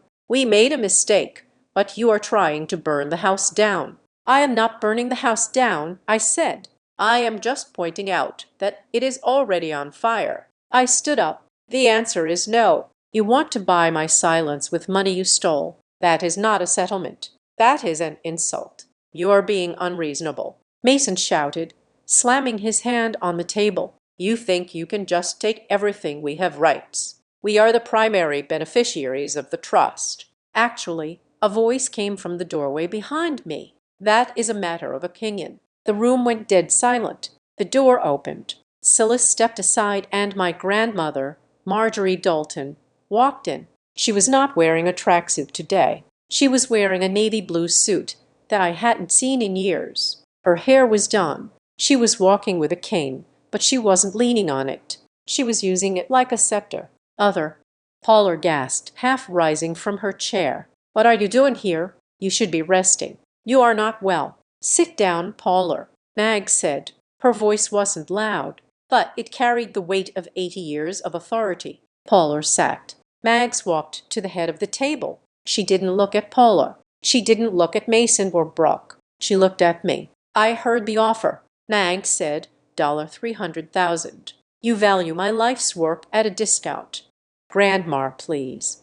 Brooke whimpered from the corner. We didn't mean to hurt you. We just be quiet, Brooke. Mag said without turning her head. I am done listening to lies. Today I am here to clarify something. You keep using that word family. You use it like a shield. You use it to excuse the way you treat people. She placed her hands on the table. Family is not about whose blood runs in your veins. Mag said, it is about who stands by you when you are bleeding. For 30 years, I watched you treat Stellar like she was a mistake. I watched you mock her. I watched you exclude her. And I did nothing because I wanted to keep the peace. She took a deep breath. I was wrong. There is no peace with wolves. From today on, I decide who is family. This is ridiculous. Mason scoffed, though he looked terrified. She is clearly being manipulated by Stellar's lawyers. This is undue influence. Is it? Taylor asked. She opened her laptop and connected it to the large screen on the wall. Let's talk about influence. Specifically, the influence you exerted on the banking system. The screen flickered to life. Exhibit A. Taylor said CCTV footage from the Hollow Creek Credit Union. The video played. It showed the lobby scene, Pollard pacing Brooke, guiding Mags. Then it switched to a side angle. It showed Brooke sliding a piece of paper to the teller while Mags was looking away. It showed the teller nodding and typing. Exhibit B. Taylor continued the text logs. The conversation from Christmas Eve appeared on the screen, magnified Polar to $100. I switched the cache. I want to see her face when she thinks she is rich and realizes she is just stellar. A gasp went through the room. Polar went pale. She hadn't known we had the texts. She stared at her own words projected 10 feet tall. And finally, Taylor said, Exhibit C, the testimony of K.H. Low Vance. Taylor played a voice recording. It was clear, high-quality audio taken from the federal interrogation room. Agent, we directed you to amend the wire transfer. Chloe Brooke. She said her mother, Polar, had set up the LOC. She said Mason was waiting for the funds to clear for a real estate deal. They told me it was a tax strategy. They told me the grandmother wouldn't notice. The recording ended. The silence in the room was absolute. That is conspiracy, Taylor said. That is wire fraud. That is elder abuse. And Mason, since you received funds into your personal consulting account, that is money laundering. Polar stood up. She was shaking. Her composure finally cracked, shattering into a million jagged pieces. You ungrateful little witch. She screamed, pointing a trembling finger at me. I gave you life. I put a roof over your head. And this is how you repay me. By dragging our private business into the street. You are destroying this family. Stella, you are ruining everything. She was screaming, her face contorted into a mask of pure, unfiltered rage. It wasn't the rage of a mother who had been wronged. It was the rage of a narcissist who had been exposed. I didn't flinch. I didn't yell back. I just looked at the red light on the recording device sitting in the center of the table. I am not destroying the family, Mom, I said softly. I am just engaging in risk management. I hate you. Polar shrieked. I wish you had never been born. Polar Sterling, her lawyer, shouted, grabbing her arm. Stop talking. Sit down. But the damage was done. The recording was capturing every decibel of her hatred. I looked at her, heaving and red-faced, and I felt something strange. I expected to feel triumph. I expected to feel vindication. Instead, I felt release for my entire life. I had been chasing this woman's approval. I had wanted her to look at me the way she looked at Mason. I had wanted to be part of the inner circle. I had let their insults cut me because I thought their opinion mattered. But looking at her now, a criminal, a liar, a woman who would steal from her own mother, I realized something profound. I wasn't the black sheep. I was the escapee. I had survived them. I had built a life, a career, and a moral compass in spite of them. Their rejection hadn't been a punishment. It had been a protection. It kept me from becoming like them. You can scream all you want, Polar, I said, my voice steady. But screaming doesn't change the math. You stole $2 million. We found it and now you are going to pay. Polar collapsed back into her chair, burying her face in her hands. Mason was staring at the table, looking like a man who knew his life was over. Brooke was weeping silently. It was a total defeat. Taylor leaned over and whispered in my ear, We have them, stellar. The civil case is a slam dunk. The criminal case is proceeding. But we can end this right now. How? I whispered back. The paper, Taylor said, nodding toward Mags. The one you signed on Sunday, the integrity stipulation. I looked at Mags. She was watching me, her eyes bright with anticipation. She nodded. Taylor reached into her briefcase and pulled out a single document. It wasn't the settlement agreement. It was the amended Dalton Family Trust, the one I had signed at the hotel. Mr. Sterling, Taylor said, her voice sharp. Your clients are worried about the $2 million. They are worried about jail, but they are forgetting something. She placed the document on the table. They are forgetting the house, Taylor said. They are forgetting the stocks. They are forgetting the rest of the estate. Sterling picked up the document. He read the first page. He flipped to the back. He read the integrity stipulation. His face went gray. He looked at Polar. He looked at Mason. By God, Sterling whispered. But Polar snapped, lifting her head. What is it? It is a poison pill, Sterling said, his voice trembling. Polar, if Stellar proves you misappropriated assets, the trust dissolves. So Mason said, we build a new one. No, Sterling said, dropping the paper like it burned him. You don't understand. If this clause is triggered, You are disinherited completely. A house in Briar Hollow. It goes to Stellar, the investment account. Stellar, the residuals, Stellar. Everything, Brooke whispered. Everything, Taylor confirmed. The moment we file this with the probate court, which we can do this afternoon, you are not just facing criminal charges. You are homeless. The gravity of the situation hit them like a physical blow. They hadn't just lost the loot. They had lost the kingdom. You wouldn't, Polar whispered, staring at Mags. Mother, you wouldn't take the house. It is our home. It was my home, Mags said coldly. You just lived in it while waiting for me to die. Talia looked at me. It is up to you, Stella. She said, we can drag this out in court for years. We can let the feds do their job and fight over the scraps, or you can file this paper today. You can take control of the entire estate immediately.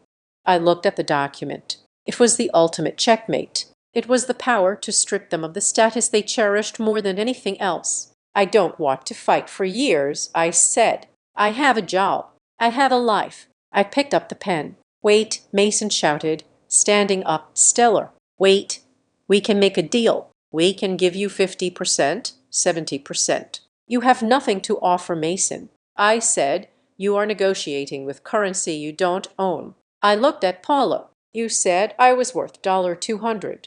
I said you wanted to see a reaction. You wanted a show. I clicked the pen. Here is the finale. I looked at Taylor. Fell it, I said. The room erupted. Polar screamed. Mason lunged for the paper, but was blocked by Celis. Brooke dissolved into hysterics, but I didn't hear them. I was looking at Mags. She gave me a small, fierce nod. We had won, but the paperwork wasn't the end. The end was the eviction, and that was happening next. The invitation for Christmas Part 2 arrived on Thursday morning. It was not a text or an email. It was a handwritten note on Polar's heavy card stock delivered by a courier. Please come home. We are cooking dinner. No lawyers, no recording devices, just family. We have a solution that works for everyone. It was the last gasp of a dying animal. They were ignoring the legal notices Taylor had filed. They were ignoring the freezing orders. They had retreated into the only reality where they still held power, the dining room of the house in Briar Hollow. They truly believed that if they could just get me and Grandma Mags around a table with a roasted bird and some wine, they could bully us into submission one last time. I drove to the house at 7:00. The driveway was full. Mason's leased BMW was there, though I knew the repo truck was probably 2 streets away. Brooke's Range Rover was parked crookedly on the lawn, likely because the bank had blocked her from entering her gated community. I walked up the steps. I didn't knock. I used my key. The scene inside was a grotesque parody of the night this alt started. The tree was still lit. The jazz music was playing softly. Polar was wearing an apron, carrying a platter of stuffing.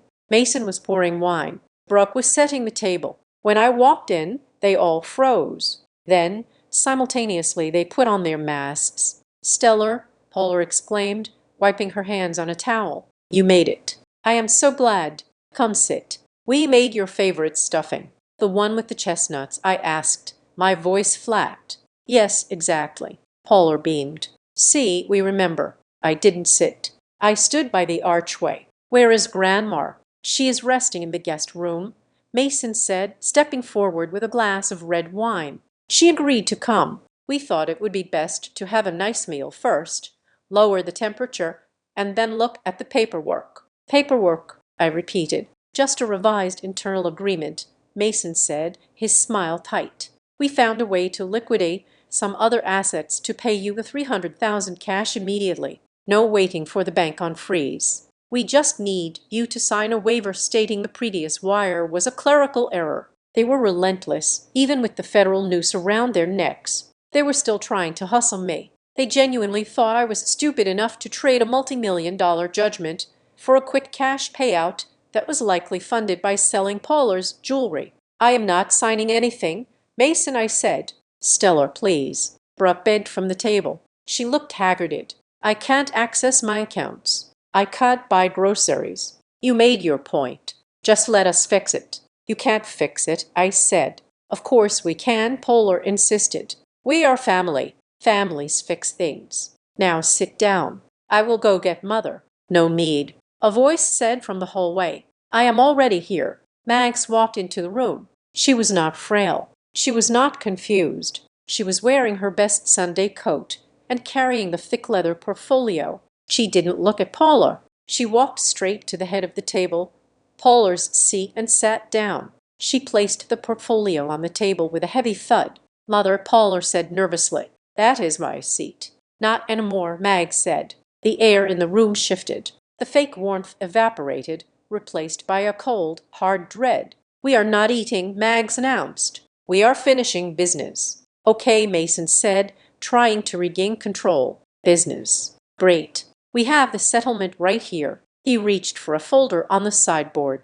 Put that away, Mason. Mags commanded. The time for negotiation ended when you stole my identity and impersonated me on a bank call. We didn't, Mason started. Stop, Mags said.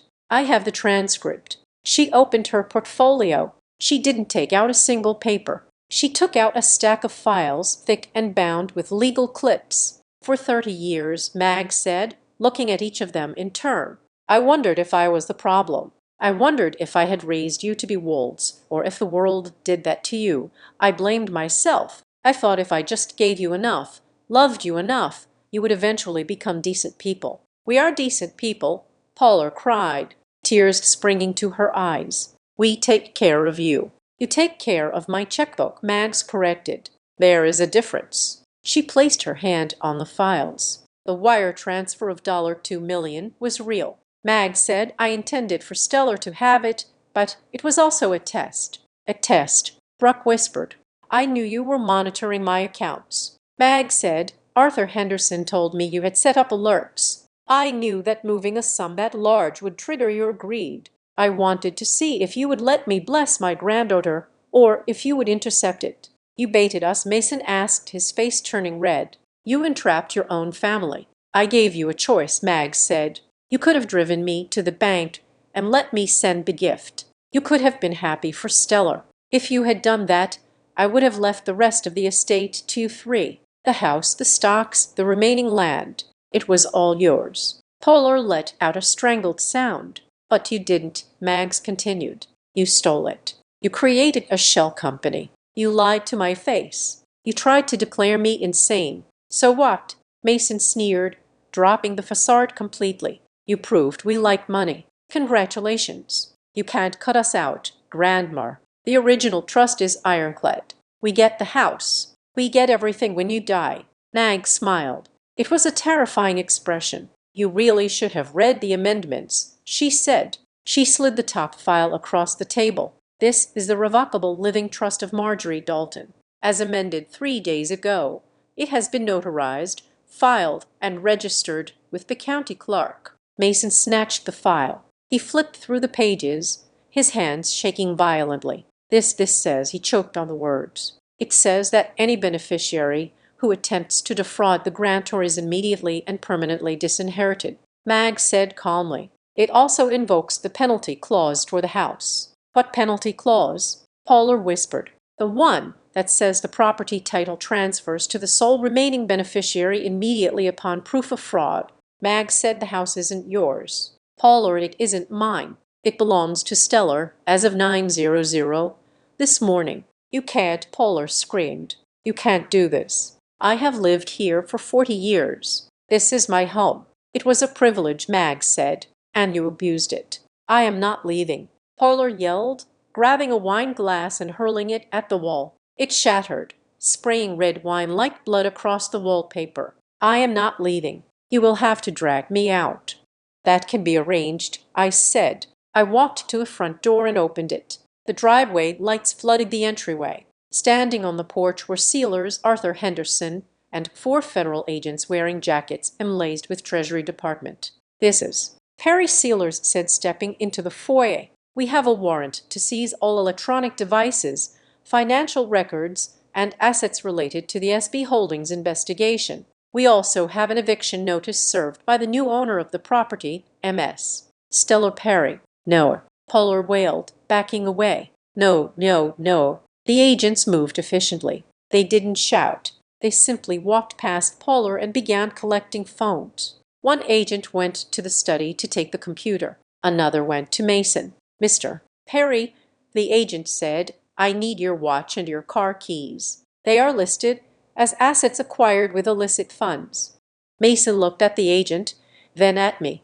He slowly unclasped the PC. Philippe, the golden boy, was finally being stripped of his gold. Brooke was sobbing in the corner. "Stellar, please. I didn't know. I just did what they told me." I walked over to the table where my phone was connected to the Bluetooth speaker system, the same system they had used to play Christmas jazz. I tapped the screen. A text message image appeared on the large television screen mounted above the fireplace. It was the screenshot from Christmas Eve. Brooke, lol. "Give her $200 only. Watch her perform. I will set up the camera." "You didn't know?"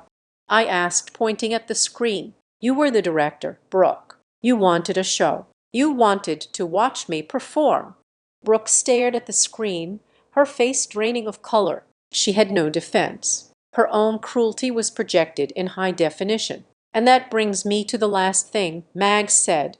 She stood up, leaning on her cane. She reached into her pocket and pulled out a crumpled envelope. It was the one I had left on the table that night, the one with the $200. "Polar," Mags said, "do you remember when I gave you this envelope to give to Stellar?" Polar looked up, her mascara running down her face. "I switched it like you said.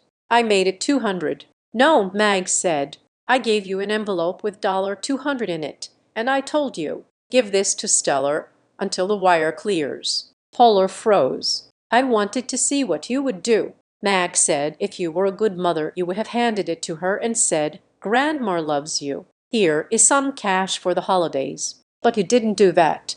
Mags threw the envelope on the table. "You took the money I gave you, and you pretended it was the only gift. You used my generosity as a weapon to humiliate your own daughter. You thought you were playing a prank on Stella, but you were just proving to me that you are incapable of kindness." The silence that followed was heavier than the grave. The twist hung in the air, suffocating them. They hadn't tricked Mags. They hadn't tricked me. They had walked face first into a character test, and they had failed so spectacularly that it cost them everything. "Get out," I said. "Stellar," Polar whispered. "Get out," I repeated. "Take your clothes. Take your personal toiletries. Leave the furniture. Leave the jewelry. Leave the cars. You have 1 hour before the locks are changed." Mason looked at me with pure hatred.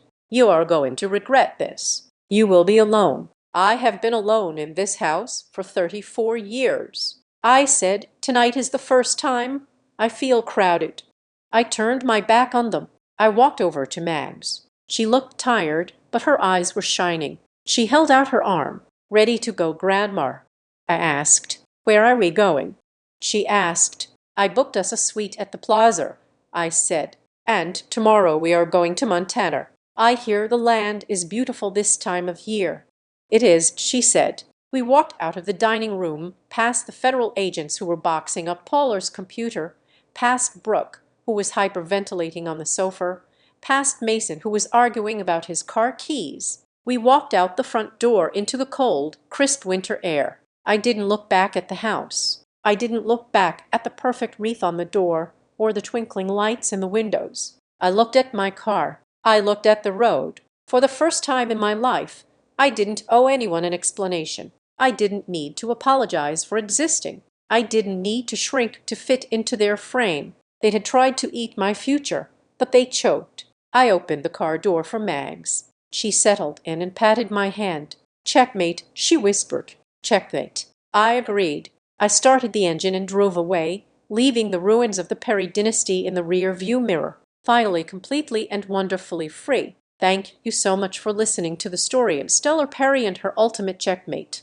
If you enjoyed seeing justice served cold, please tell me in the comments where you are tuning in from. I love seeing how far these stories travel. Don't forget to subscribe to Azad Revenge Stories. Like this video and smash that hype button so we can bring more tales of calmer and redemption to the world. See you in the next one. Thanks to all.